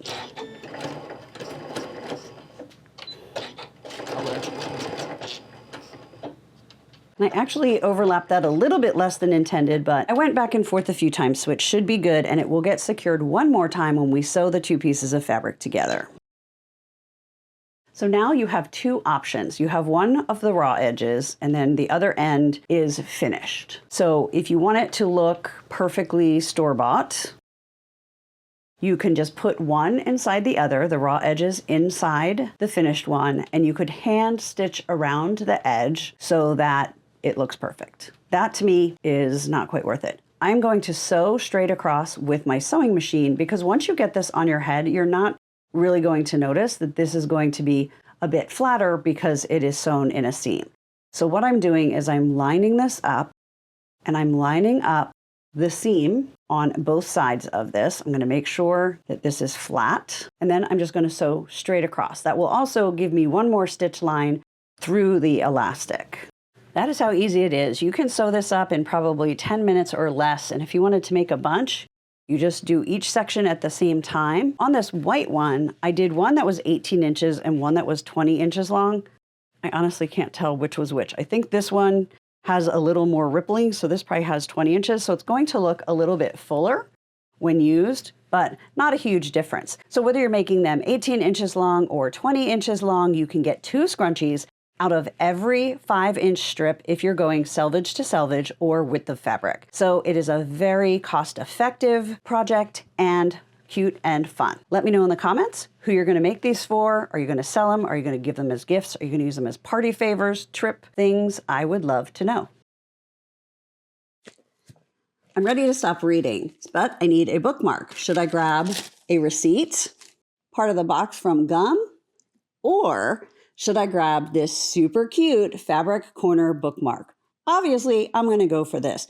You know, studies show that people with cute bookmarks read more, retain more, and enjoy their books even more than those who use receipts or trash, basically. Okay, maybe studies don't say that, but I say that. I mean, look at how cute that looks. So I'm going to show you 3 different sizes that you can make, and you can decide which one you like the best. These make a great addition to a gift of a book. It's a super quick and easy thing to sew and sell, and it is just fun to have for yourself. So I'm going to show you 3 different sizes: 3.5-inch square, 3-inch square, and a 2.5-inch square. They are each cut from a square of fabric that is a 1/2 inch larger, so 4 inch, 3.5 inch, and 3 inch. It requires 3 pieces of fabric. 1 piece for the back, 1 piece for this full square where the book's pages are going to go over top, and then 1 that we're going to be folding into a triangle for that top corner. Then you're also going to use a piece of interfacing. I am using this interfacing, fusible interfacing from Heat and Bond, and it's kind of like a paper feel to it. It's just going to give the bookmark a little bit more shape and stability. And this gets cut a 1/2 inch smaller than whichever size square you are starting with. You're going to be turning over the back one, and you will fuse this right into the center. That way you're not going to have this extra paper inside your seam allowance. Your seam allowance will pretty much just go right around that. So those are the pieces that you need. Now these flowers do have a direction. The top is all up here, but they're not super directional, and they're not large icons like some of these are. So you can just cut that however you want, and if you fold it into a triangle and make sure you put it on here where the flowers are facing up, it's going to be beautiful. You just don't want to do it where the flowers look like they're falling down into your book. However, if you like using fabrics with more icons and you want to be more specific, I'm going to teach you how to fussy cut into any of these sizes, or how to fussy cut so that you have exactly what you want on the back of your bookmark. So let's get started. Now these sizes sound well and good, but what do they look like in a book? Let me show you. Back to our Secret Lives of Colors. This is the larger one, which is 3.5 by 3.5, which is pretty big, in my opinion. Then this one is the 3 by 3. And then this one is the 2.5 by 2.5. So you can see they're all going to hold the pages. They're just going to hold a little bit differently. And then if we take them out, I just want to show you, it doesn't really add a lot of bulk. You put a few pages around it, and it's not going to harm your book. Now, this is kind of a medium-sized hardback book, but what if you are just, reading an airport book? So let's grab John Grisham and see what they look like in here. So this is just a more traditional size novel, and that's getting a bit big, in my opinion. The medium one, I'm like Goldilocks in the bookmark. That's that size. And the smaller one. So I think this is my favorite. It works well, and the fact that I have the ruler that is the perfect size to make it makes everything that much easier for me. So I think this is my go-to size, but you can decide which size you like the best. Let me know in the comments what you think you would lean into. Would you be doing the 3.5 inch finished, the 3 inch, or the 2.5 inch finished? Let me know. So we are going to make another corner bookmark just like this. This is the 3 inch size, and we're going to put this little covered bridge here, and we're going to fussy cut so it is centered on the back. So I have a piece of fabric, and fussy cut basically means just to be very deliberate about what part of the fabric you're using. So if you happen to be lucky and you have a ruler, so this square ruler is the exact size that I need. It's 3.5 inch square, and it has this line here so that I can see what is going to be in that top triangle when I fold it in half to make that shape. Now, if I was making a lot of them at once, I would take a piece of painter's tape, or this is washi tape, which is just a very low tack tape, and I would put it on my ruler just past that line. I want to be able to see the line, because then my eye very easily looks in this top corner. It's not going to mess around down here. So just visually makes it a little faster. Then I can just move my ruler around and decide where I want it. So do I want more of this tree, but then I cut off a bit of the bridge? Do I want it here? Anything under the blue won't show, because that is going to be in your seam allowance. Anything inside the blue and to this side of this tape, so in this triangle, is going to show on your corner bookmark. So we could do that. We could do this brown one. We could do this white one. So you can just pick different scenes. We could do trees. The main thing is you have to make sure that the ruler is totally on the fabric. So if we tried to do it down here, it wouldn't work because our fabric ends here, but we need the fabric to go all the way to here. So that's one way if you have the perfect size ruler. If you don't, you can use a bigger ruler and tape off the whole square, but I want to show you what I have created. I'm pretty excited about it. I do talk about fussy cutting a bit because I design a bit of fabric where I like to fussy cut. So I have a tutorial for making these 3-size bookmarks in my Etsy shop. So it's got lots of photos. We'll walk you through all of these steps. And it's also going to have these templates. So what you're going to do is you're going to cut these out. The gray is the 1/4 inch seam. So it's basically what this blue does on the ruler. And then you're going to cut out the dark part so that we have like a little window that we can use to figure out what's what. So I just take these sharp scissors. I love these Fiskars, easy action. They're really easy on your thumb. That nice point makes it easy to get into the corner and just trim out the dark section. I also added the size, like the size fabric, and then the size bookmark that you will make on each of these templates so that you don't have to scratch your head if you use them and then you come back another time and want to make more. Just make sure you're not using fabric scissors for this, obviously. Paper scissors, everyone, paper scissors. So that's how you make your template. So this one is the same size as the ruler. We can use this to do the same thing, right? So you're not going to see what's down here, but it's really easy. You don't have to tape or anything. You're just kind of moving the window and seeing exactly what's what and what's going to be where. So let's get a cutting mat. And I'm going to use this rotating one because then we can leave the fabric alone and move the mat and not have to move this quite as much. So this is what we're looking for. We want to have this bridge and a bit of the road in there. Then I'm going to take this, I'm just going to butt it up against there and cut. Now, if I was using the ruler, I could just cut around it, but then you end up with some weird lines sometimes. So what you could also do is take 2 rulers, take one that is basically as long or longer than your fabric, butt it up next to it, move that one, and then cut. That makes sure that your scrap that is left has a nice straight cut on it. And then it also has one edge lined up so we can do the rest just moving around. Now, depending on how much you use rotary cutters, you might want to just turn and be going straight on every cut, because sometimes if you do it this way, you might angle a little bit. It takes a little bit of practice. I've even seen people that can do 1, 2, 3. I cannot go this way, and I can't really go this way very easily. It's faster for me to turn it. So rotary cutting around something is a skill that takes practice, like most things. So now we have this ready, and we have our perfect corner.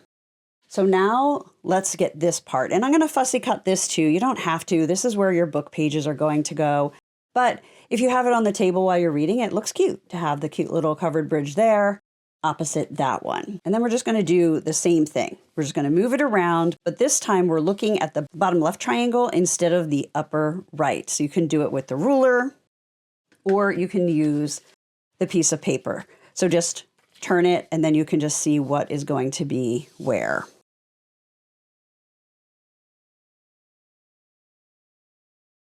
So now we have the corner and the bottom. And now we need to fussy cut the back. And this is just going to be the full square. So if we were using this, you can't really see through part of it. I guess you could print it again and cut that corner out, so then you have the full square if you think you're going to be doing a lot of fussy cutting like this. But I usually just do this, and then I like peek and make sure that all looks good. Now, if you were sewing and selling these, this obviously takes a bit longer than if you used a fabric more like the flowers, where you can just cut, and cut without having to pay attention to what is going on. You might sell it a little faster if somebody really likes what you've put up here. I'm not sure how much more money you would get for it versus something that is random.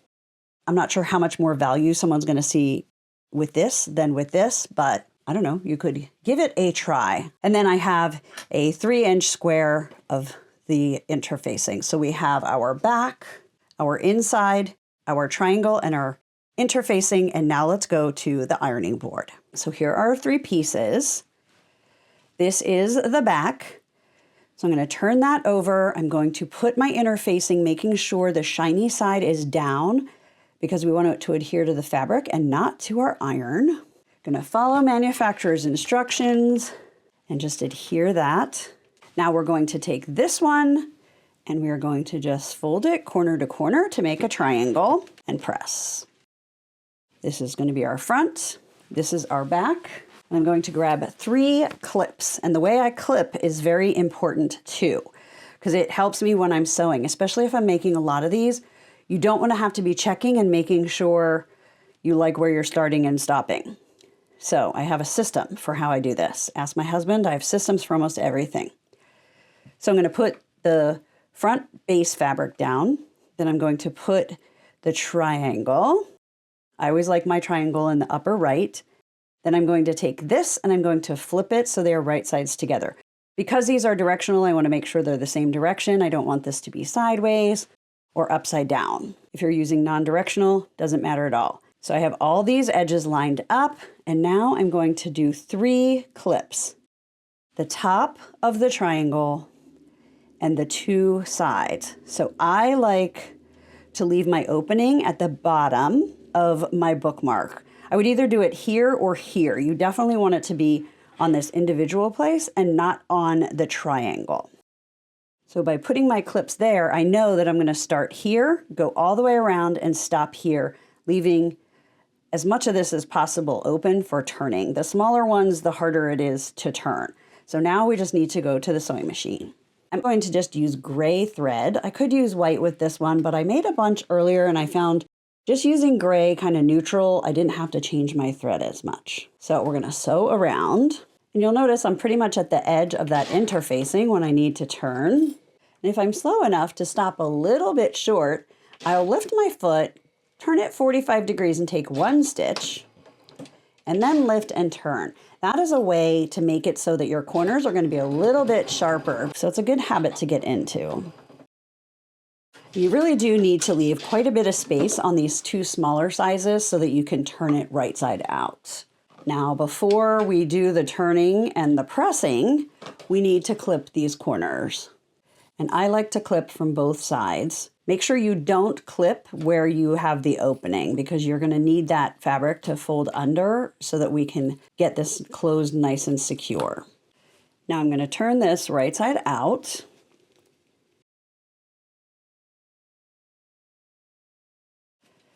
Now I want to show you one thing that sometimes makes me panic when I'm turning things right side out. You remember this is going to be on the front, but sometimes when you turn it right side out, your triangle ends up at, in front of the back. So if it's on the upper left and it's not fussy cut like you wanted, don't panic, just flip it. It's just flipped in the wrong direction. Then I'm going to take a turning tool and I'm going to gently push at these corners. If you push too hard, you're going to end up with threads coming through because you're going to push through that fabric a little bit. So sometimes I like to squeeze it along the seams too. Helps get a little bit of a better corner. Then our opening, we just need to get those threads inside. And I'm going to line that up with my fingers first. And then we're going to press. I want it nice and flat, so I press it pretty well. And then I'm going to use my tailor's clapper. The quilter's clapper is their shorter one. Riley Blake calls the longer one the tailor's clapper. It's basically the same type of piece of wood, just a different length. But what it does is it helps to really flatten those seams, and it also takes some of the heat out so that it's not as hot to the touch. So now it is pressed, and all we need to do is sew all the way around the edge, and it's done. So if you want to sew and sell, or you like giving books like to grandchildren or friends, your book club, this is a great and easy little gift to whip up. Now that we have this pressed and we have it sewn and flipped, this is getting a little bit thick. So I'm going to use these little folded pieces of fabric. It was basically, I think, a 4 or 5 inch square. I folded it in half, zigzagged the edge to make these little pockets. I use it to hang quilts up. But I also use it to help even things up. If I didn't use it, we'd have that much space between this and my needle plate. But if I bump that up against it, it's now even. So it gives your presser foot and your feed dogs something to work with to get going. So it's a little bit easier on your machine, and it's going to make it so it doesn't kind of stall out on you. So now I'm just going to sew close to the edge all the way around. I like to start on this corner, this opposite corner, and sew all the way around. I don't want to be starting or stopping on the pretty corner of the bookmark, and it's a little more awkward to start over here. I'm also going to pull up my bobbin thread. So I put my presser foot down, put my needle down, needle up.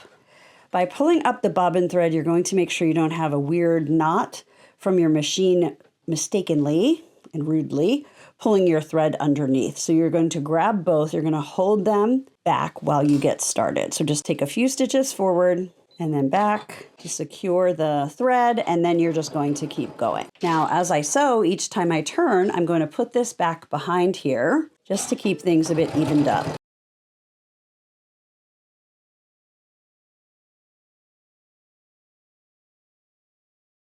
Now with another one, I did try just sewing this part and leaving this top corner unsewn. It gives a little bit of a different look, but I didn't like it as much because it made this whole thing like a little bit puffier in the book. So I'm a fan of doing the entire circle, but take a look and let me know what you think. Let me know in the comments if you like it better when you just sew the bottom closed and up this side and leave the corner that goes over the pages unsewn, or if you like it just sewn all the way around. Then you're just going to trim the thread and it's ready for a book. All right, so what do you think? Are you going to take a stab at some corner bookmarks? Let me know in the comments which size you like. And I am going to get back to The Secret Lives of Color. It is a lot more interesting than you might think. So I'm going to drop a link to this book. If you like to learn about color and some fascinating little stories, you might love this book, or it might be one that you want to gift to someone in your life. Happy sewing and happy reading. Let's make cute little fabric envelopes. They are the perfect size for gift cards, for cute little notes, carry a bunch of credit cards if you don't want to carry a big old wallet, whatever you want. Now, I love doing them where they have the shape of an envelope. You can also make them where it is straight across, which requires a teeny bit less cutting, but I think it's going to be worth it. I'm going to show you how to do it. And then also these stitch lines that really give that envelope feel. So let's first look at the supplies. The way I have designed these mini envelopes, you can make them out of 10-inch fabrics. So if you have 10-inch pre-cuts, you can use 2 of them and you can make 2 envelopes, or you can take 2 pieces of 5 inches by 10-inch fabric to make these. I just thought some of us have these hanging around, so I would make it so that you have something really efficient to use all of this fabric. Next, you're going to need the template, and this is a free template. If you are on my email list, you can go sign up. It'll automatically be emailed to you. If you're not on my email list, you can sign up. You'll need to click a double opt-in confirmation to make sure no one else is signing you up for my email list, and then you will get this. I'm going to be using a lightweight interfacing. I'm a big proponent of using what you have on hand, which is why I am using this featherweight interfacing. You can use whatever you have. You want it to give a little bit of body to your envelope, but you don't want it to be too stiff or too thick. Then you're going to need some pins, a pencil, something to help turn corners. I have this little turning tool. You could use a chopstick. You could use a pencil, whatever you want. I'm going to be using pinking shears to make the stamp. You can close it a few different ways. I'm going to show you how to use the cam snaps because they're fun and I love them. If you don't have them, don't want to get them, you can also just use a little scrap of Velcro to do that closure. You could also do a buttonhole and sew on a button. That's totally up to you.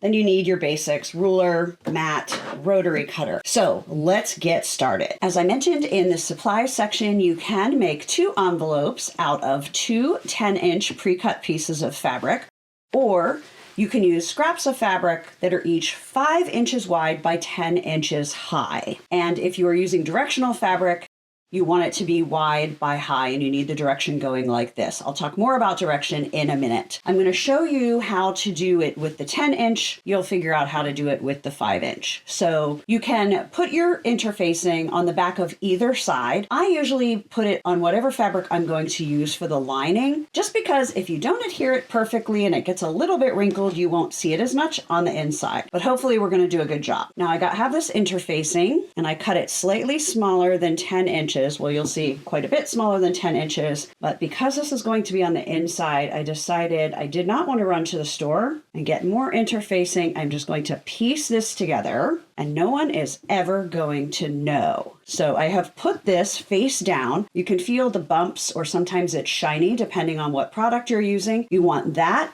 next to the back of your fabric, because that is what is going to fuse or stick to your fabric, and you do not want it to fuse to your iron.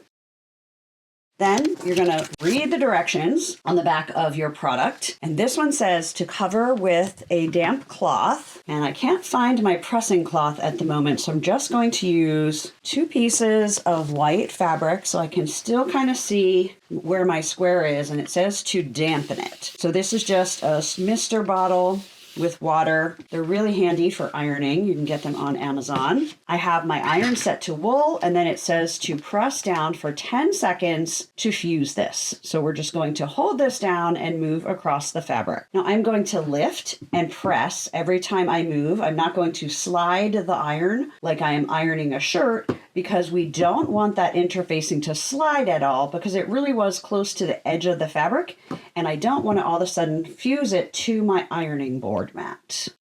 So as you can guess, if you're working with fabric scraps, you would have just cut a piece of interfacing that was 5 inches by 10 inches and adhered it to the back of one of your fabrics, because we're using these 10-inch squares. I just did it all at once. So I'm going to put these together. I'm just cutting them in half, so it really doesn't matter if they're right sides together, because we're going to be moving them again. Grab my ruler, put that 5-inch line right along the edge. Make sure I have that nice and straight. Cut that in half. And now I have fabrics to make 2 envelopes from those 2 pieces. Well, 3, because I did it before 2. The next step is to cut with our template. And if you didn't get the free template, that's totally fine. You can just cut a point on one end, and then you can cut this shape, or you can do straight on the other end. Now, the tricky part, and the part that seems kind of weird, is if you're going to be using a directional fabric, the point needs to be at the bottom of the fabric, not at the top. See, so the direction's going this way, and we're going to put this down here. If it's just a random toss, it doesn't matter at all which end each of the templates goes on, but let me show you why. It is because when this becomes the outside or the lining, it's going to fold up like this and fold down like this to be the flap. So you want to make sure this flower on the flap is right side up and not upside down. So this is right side up, that's right side up, that's going to be upside down, but we're not going to worry about that. We're keeping this simple. So the first thing I'm going to do is I'm just going to place this template, and I'm just doing it on the fabric that does not have the interfacing. Grab a ruler, and I'm going to cut those 2 angles. So the point is cut, and now we need to do the bottom. You can either put it like this and pin it and cut all 3 of those lines, but what I like to do that's a little bit faster and easier is to fold this in half and just finger press that so it's flat. And then I fold my template in half, and I put the fold on the fold and the point matching the bottom of the fabric. And then I'm just going to pin that and cut that by hand. Now, if you do have a cutting machine and you like to use your cutting machine for fabric, like a Cricut or a Scan and Cut Silhouette, there is an SVG file that you can get. It is with the written tutorial that you can get on Etsy, or they are free for anyone that is a member of my Sew with Tara Reid membership program, which you can try for $1. So I will put a link below this video so you can see that. You could jump in, grab this, grab that SVG file, see what else is in there and decide if that is for you. But there we go. Now we have that shape. So you can either cut that shape on a cutting machine or just quickly cut that by hand. Now the next thing I'm going to do is I'm just going to put these right sides together, and the orientation doesn't matter because the inside is non-directional. And then I'm going to pin this. Now, a lot of people would cut both of them and then pin them together, but I don't, because you're going to have to do a lot of trimming after you sew these together, and it just saves a step. And then if things aren't matching absolutely perfectly because you've hand cut, it is not going to be a problem. I keep the pins pretty far in, so I'm not going to have to take them off as I'm sewing 1/4 inch from each side. Now, one other tip, and this is great if you're teaching somebody to sew, or I actually still do it all the time myself, is when you have these really deep points, I take a ruler and I draw with pencil where that 1/4 inch is. And I love this ruler because this blue line is exactly 1/4 inch. So it is really quick and easy to get that lined up. I get the inside of the blue lined up with the edge of the fabric. And so I just do a few of these lines where I know I'm going to need to pivot. And you could do this before you put the pins in. Might be a little bit easier, but I didn't. I forgot. So you don't have to do it all the way around, just where you're going to be pivoting your needle while you're sewing. This is really, really helpful when you're teaching people to sew, teaching kids to sew. It gives them a lot more confidence to know what they're doing, because even experienced sewists, sometimes when you get to weird points like this, you think you know where you need to turn, you lift your needle, you pivot, and you realize you're a little further than 1/4 inch. And so you have to put it down, go back again, which isn't a huge deal, but it can be a cause of stress for people who are new. So when I was teaching my niece, she really liked doing this when we did a project. So it takes, a minute or two to just draw those lines. And now we're going to take it to the sewing machine and we're going to sew all the way around with 1/4 inch. And we're going to leave a few inches open on this straight side down towards the point, but not too close, because we want to be able to turn that nicely. So there and there. So now we're going to head to the sewing machine.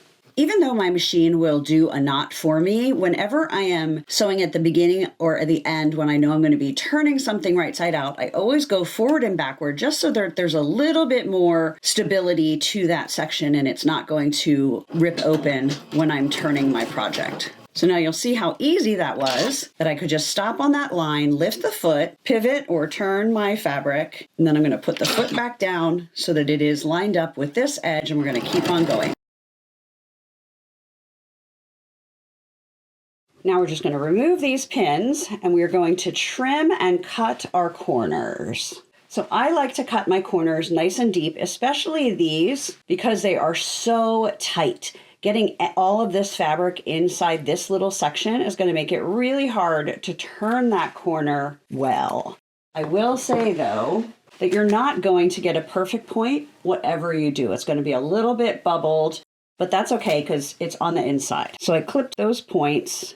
And then I'm just going to cut right along where the white fabric is cut. So I'm going to cut that back off, or the lining. Then I'm going to cut those two corners. Now it's also important to trim here so that this is going to turn and give us a nice straight area on the envelope. So what I do is I take my scissors and I cut straight in to each of those pivot points. And then I just cut kind of at an angle on both sides, because that is going to ease up that fabric so that when we turn and press it, it's going to press really nicely. Then we're going to do the same thing up here. I do 2 cuts. Make sure you don't cut your stitching whenever you're cutting corner. So you'll see we had so many cuts to do with the corners that it was just as easy, actually easier and faster, to cut the rest of this lining off now instead of cutting it into the shape. So next we just need to turn this right side out, and you want to get it as right side out as possible with your fingers before you use a turning tool. So I always rub my finger along the seams, just kind of press that out as best I can.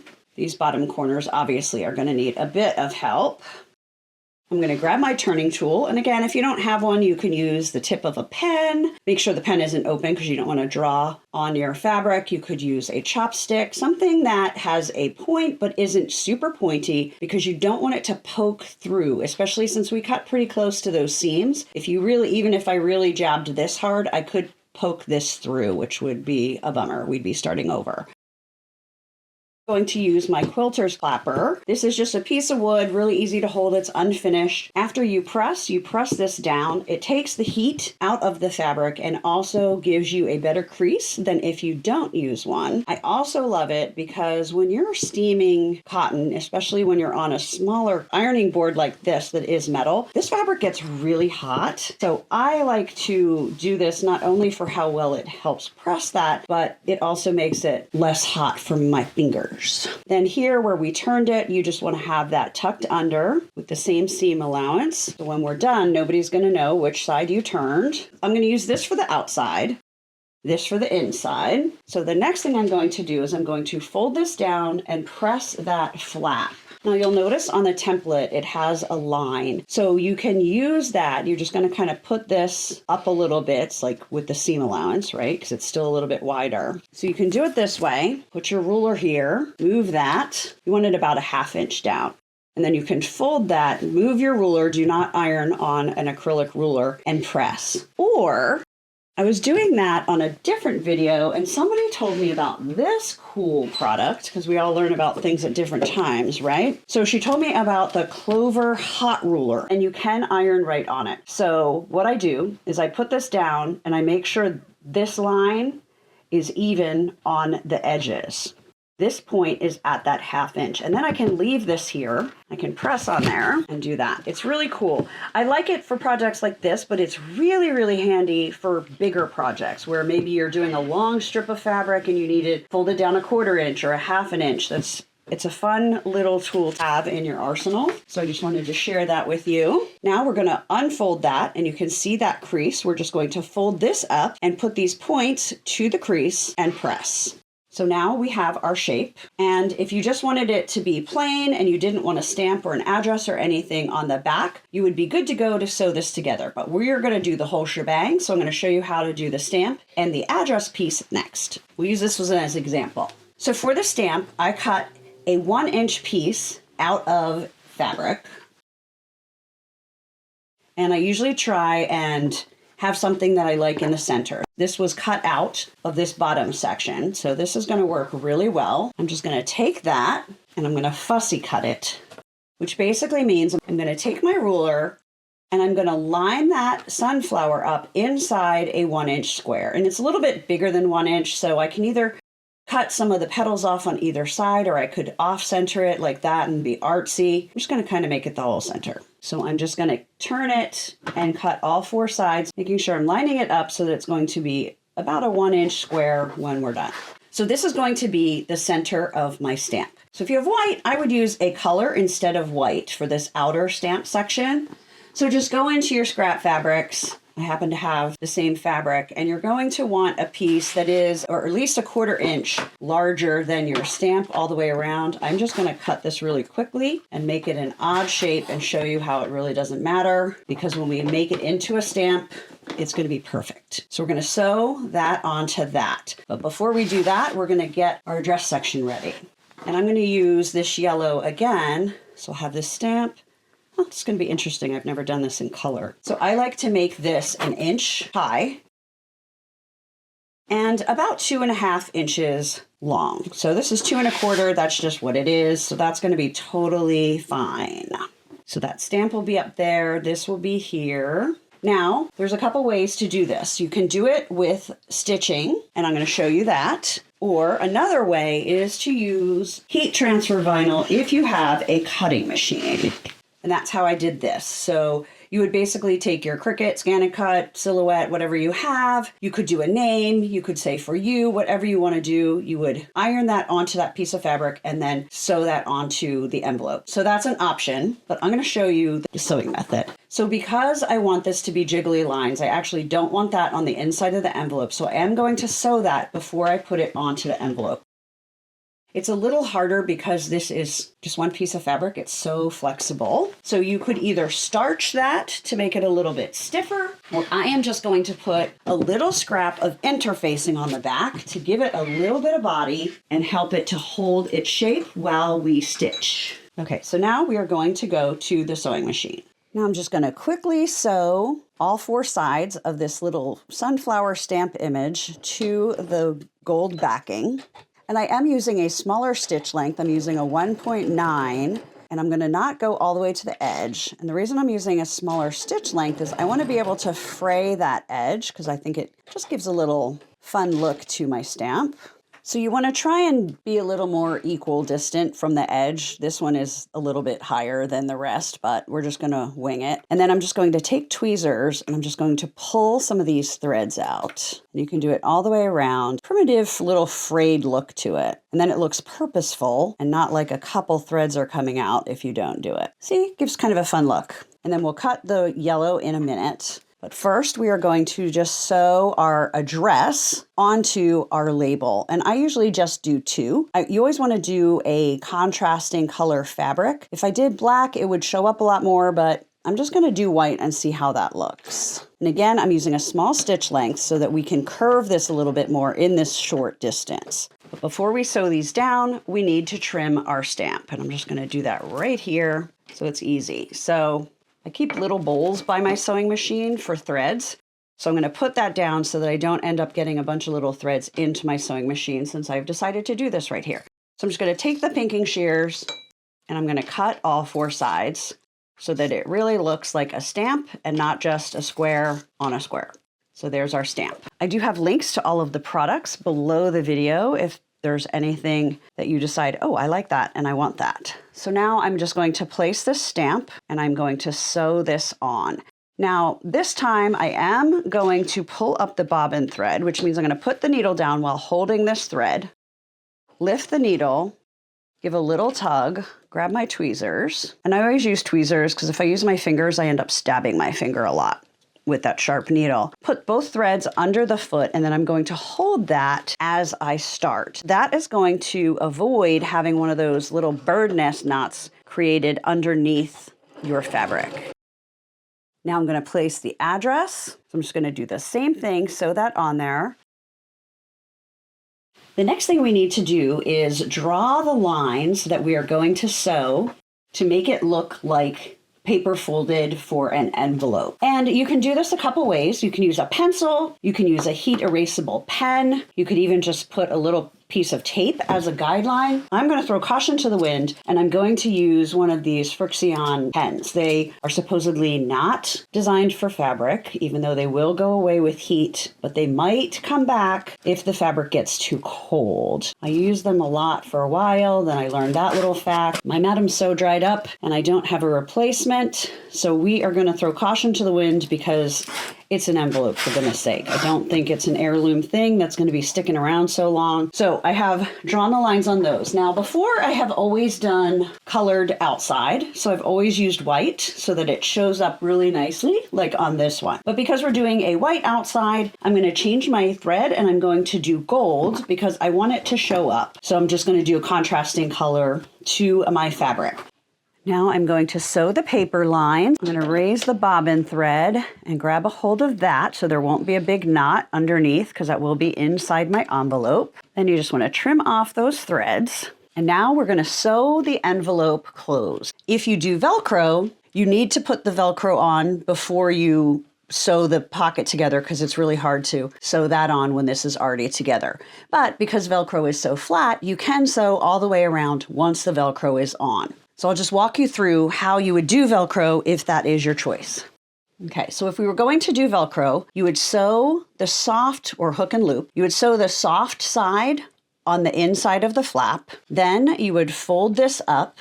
You would put this down, fold it up like this to figure out exactly where the other side of the Velcro needs to go so that those two are going to match. Then you would open this back up and sew that on. That's if you're going to do Velcro. Then you would sew it all together. But I want to do a snap because they're super cute. So I am going to sew this together and then we're going to do the snap. I'm going to show you that that can work.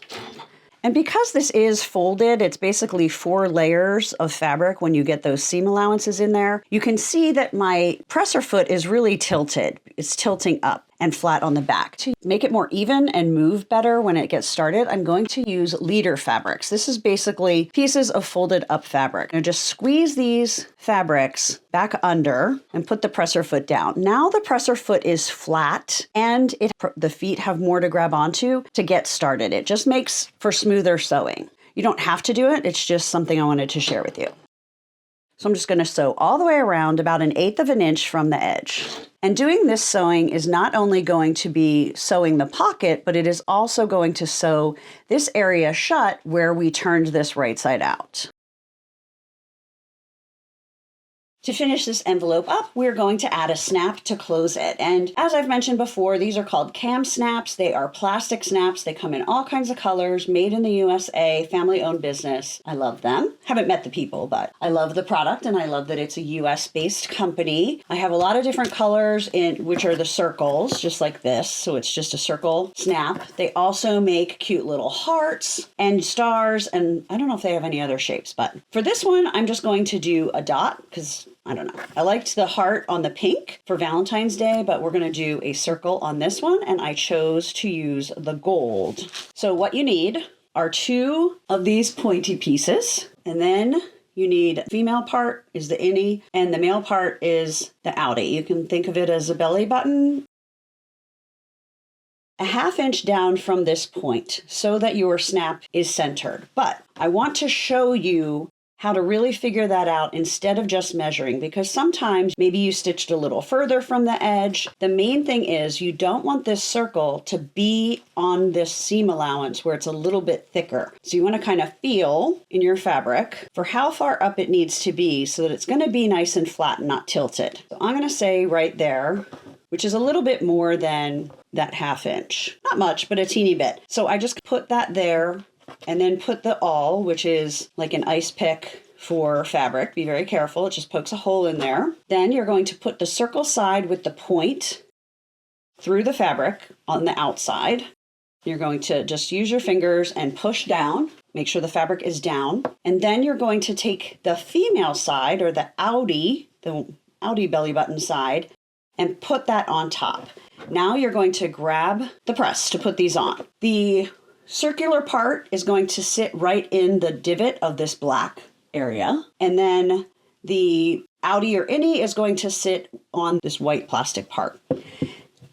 So you're going to get that in there. And then I always just kind of turn it and investigate, make sure it's centered in there before I squeeze. Now, when I squeeze, what is happening is this is flattening the plastic point inside this piece so that that piece is connected and going to stay on there. So that's great. We have the outside. Now, how do we decide where to put this one? It's very simple. You take the snap, you fold it down, and you press. See how that leaves a circular mark right there? Outie snap part leaves a mark. You're going to take the awl and you're going to poke a hole in the center of that circle. Being really careful just to go a little bit in. Don't go through the front of your envelope. Make your hole. This time you're going to take the circle piece and you're going to go from the inside of the envelope, put it in there, press it down, put the other half on, and you're just going to repeat the process with this press to secure this half of the snap. And that is it. It's done. Look at how cute. So here are some examples. This one, I just did a stamp. I didn't do the address part. This one, I used my Cricut and used heat transfer vinyl. This one has a Velcro close and it has a sewn address, kind of like this one. And the stamp, you can definitely see that more because I used a darker thread than on this one. You just experiment as you go. And now these are ready to use. And remember, you can get the free template by signing up for my email. And that gives you the shape to cut here and this top point. If you're already on my email list, just fill out the form from the link and it'll get sent right to you. If you've never opted in before, you'll have an opt-in email and then you will get it sent right to you. Let's make a crayon holder that holds a 24 crayons. Let's start with our supplies. You need one piece of fabric that is 25 inches by 15 inches. You need an 8-inch piece of elastic. I used 3/8 inch elastic. You can use whatever, but this is going to be a good size for this when it is all rolled up. I'm also going to be using my Clover hot ruler and my quilting clapper. And of course, ironing board, iron, sewing machine, thread, and scissors. The first thing we're going to do is we are going to take our fabric the long way and fold it in half, matching all of these edges. So now it is 12.5 inches by 15 inches.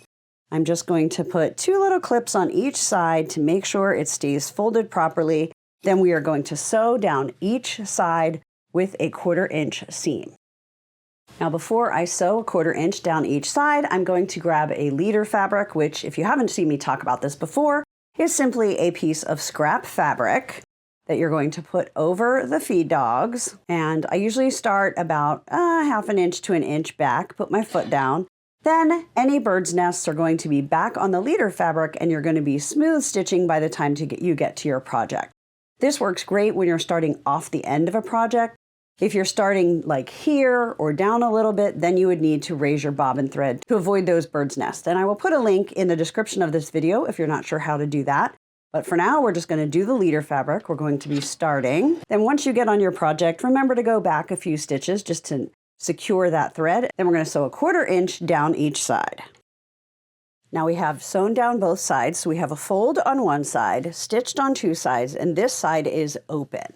You have 2 options. You can either turn it right side out now and then press these 2 edges under a little bit, or my current favorite way is to fold this back and press it before I turn it right side out.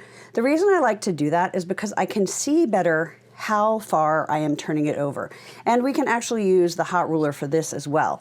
If you center it on here, if we want to do a 1/4 inch, I just push the ruler so that when the fabric flips over the edge, it is at that 1/4 inch mark. That is going to ensure that I get this nice and straight. And I love that with these hot rulers, you can press right on top of it. It's a flexible, kind of a fabric-y material. Unfortunately, a crayon got a little too close to it. So I have a little brown mark on there that I don't love, but oh well. Things happen when we're being creative, right? So now I'm gonna turn it over. I'm gonna do the other side. And this is the 14-inch long hot ruler. It's a little bit more expensive, but I would definitely recommend if you like this idea to get the longer one because you can use it for more things than the shorter one, where you won't have to move it quite as much. Someone in the comments for another video where I was talking about this said they also use cardstock, which you could do. You could draw a line on a piece of cardstock for however far you needed to hem something, and you could do that. You would just need to be careful not to heat it for too long and burn your paper. But that is another option, and a lot of people have cardstock hanging out at their house. You want to try that. So now I'm just making sure that these sides get done because this is a little bit wider than the ruler and we didn't get all the way to the edge. So I'm basically just matching these other folds, not worrying about the ruler this time. I also like that for shorter spots, you can use the end of the ruler. It has the markings all the way around. Now, before I turn it right side out, I'm just going to clip that corner. Obviously, you don't want to clip the side that's folded, just the side that's sewn to help us get a better point. And we're going to turn it right side out, pushing these corners out.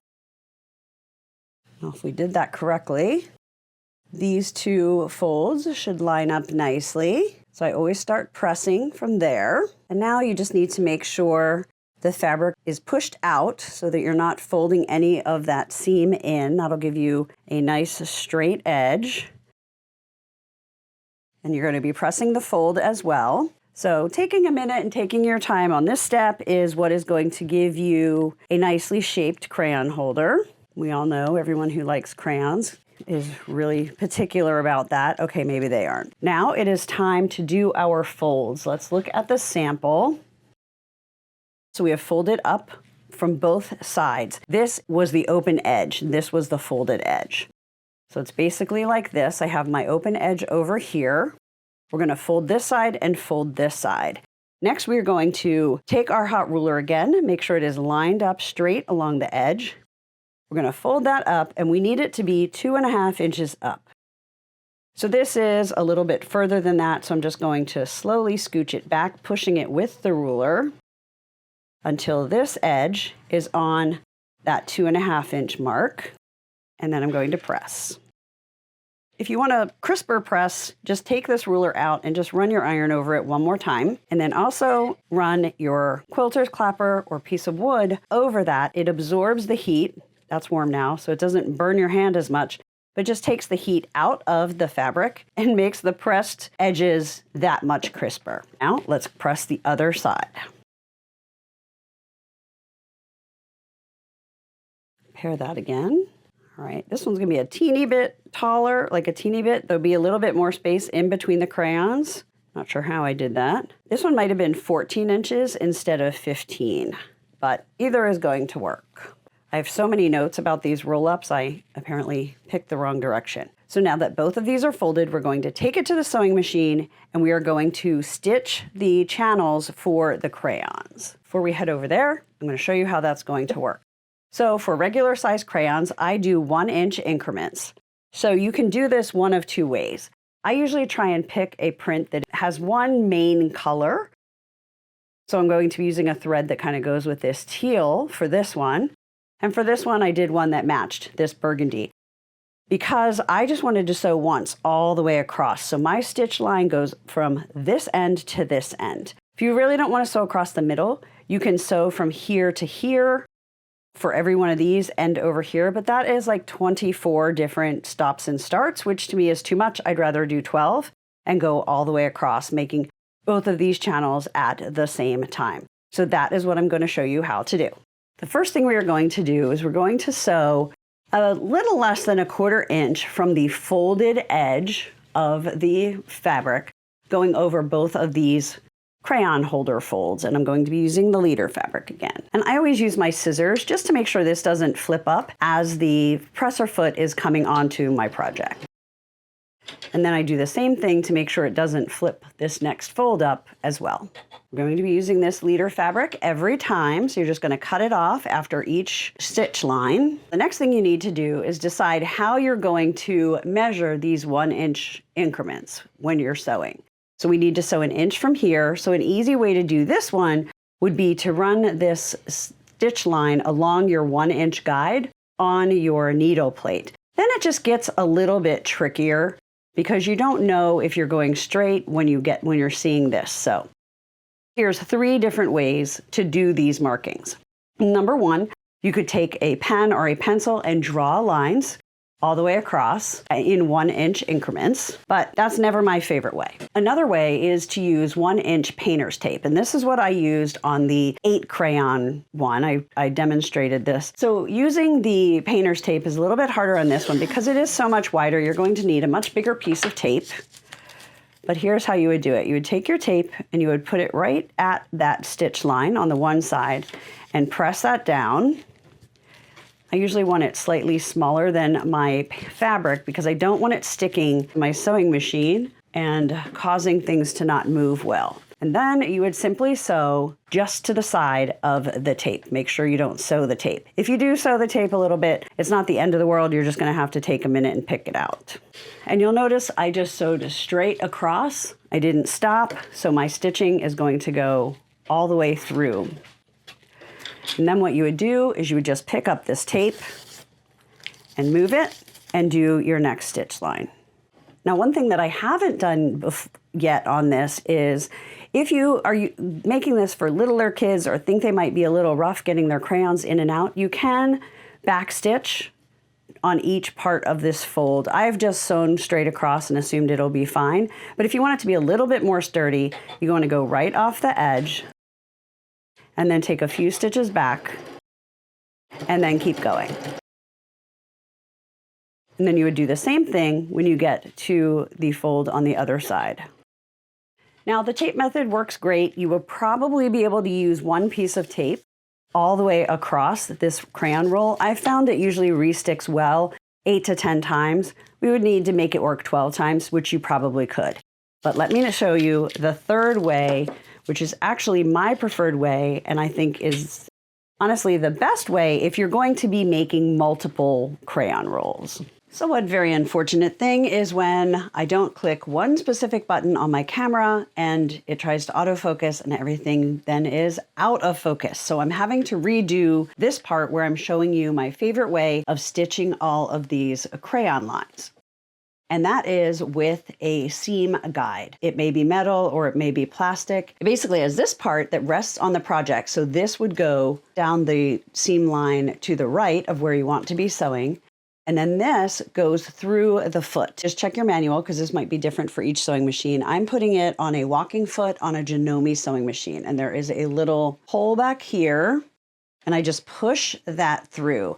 And the point's coming out the other side. You can't really see it because I want you to be able to see this side. I'm going to line this guide up so that it is on the 1-inch line on my needle plate. And then I know that when I have this resting on the stitch line that I just did, my needle will be 1 inch from there. So I can sew in 1-inch increments. This is great for straight line machine quilting as well as doing things like this. What you're going to do is you're just going to complete all of these pockets so that you have 12.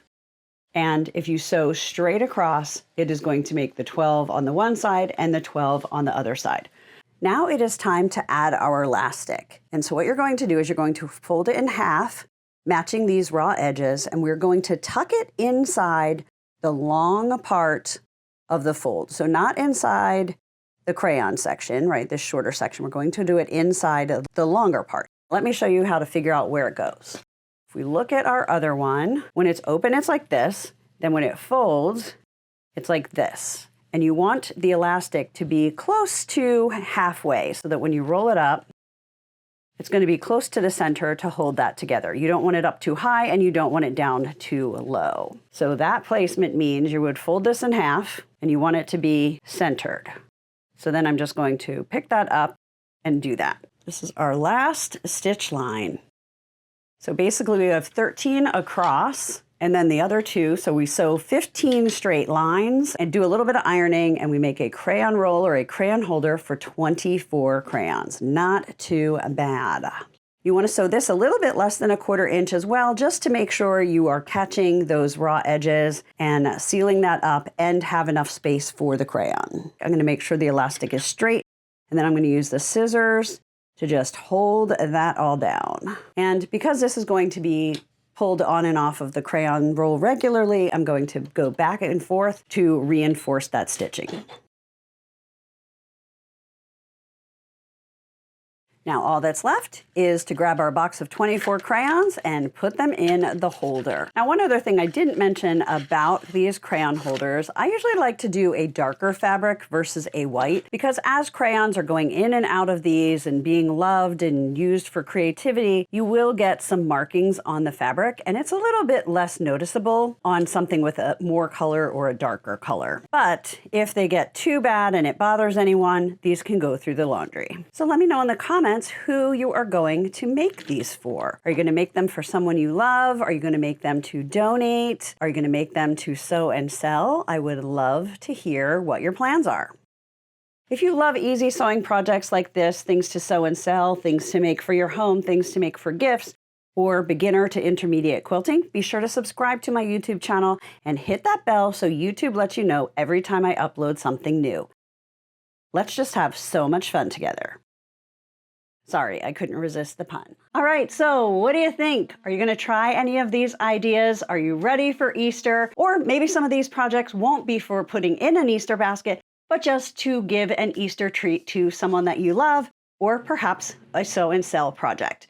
Let me know in the comments. Be sure you have subscribed to my channel and make sure you hit that bell so that YouTube notifies you when a new project is posted. Happy Easter and happy sewing! I think the book was because we always spent Easter at the beach. My parents loved to read. And inevitably on Easter Sunday, we ended up having silent sustained reading where no one was allowed to talk for an hour. And we all had our noses in books. Really not a bad idea. So one of the tutorials that I have here of non-edible things to put in Easter baskets will be a corner bookmark in case you want to take a page out of my parents' playbook of things to put in an Easter basket.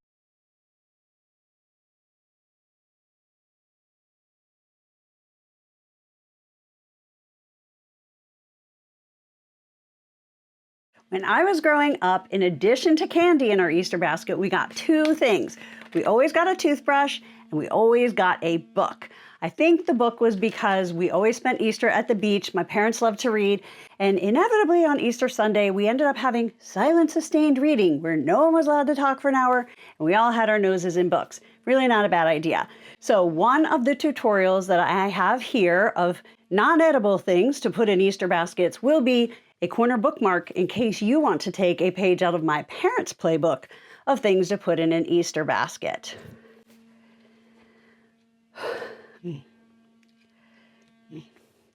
So I've gathered full tutorials here so you don't have to wander around. There's some new ones since I did this last year. I can't believe I have these bunny ears on again already. It feels like we just did this. But if you look in the video description, you can see a list of all of the topics and the timestamp so you can go right to the one you want to try first. You don't have to watch this whole long video all at once, but feel free to watch it all. I do like it when people... But feel free to watch it all or listen to it all while you're doing your sewing or crafting or whatever. But be sure to leave me a comment. Let me know which one you're going to try first, if you've gotten some new ideas that you haven't done for Easter before, and whatever else you want to tell me. And I would love to know if you have any fun Easter basket traditions in your family. Kind of like my toothbrush and book, what does your family add to Easter baskets in addition to candy? All right, so what do you think? Are you going to try any of these ideas? Are you ready for Easter? Are you just going to keep it simple and keep it edible? Or are you going to do something special? Or maybe some of these projects won't be for putting in an Easter basket, but just to give an Easter treat to someone that you love, or perhaps a sew and sell project. Let me know in the comments. Be sure you have subscribed to my channel and make sure you hit that bell so that YouTube notifies you when a new project is posted. Happy Easter and happy sewing!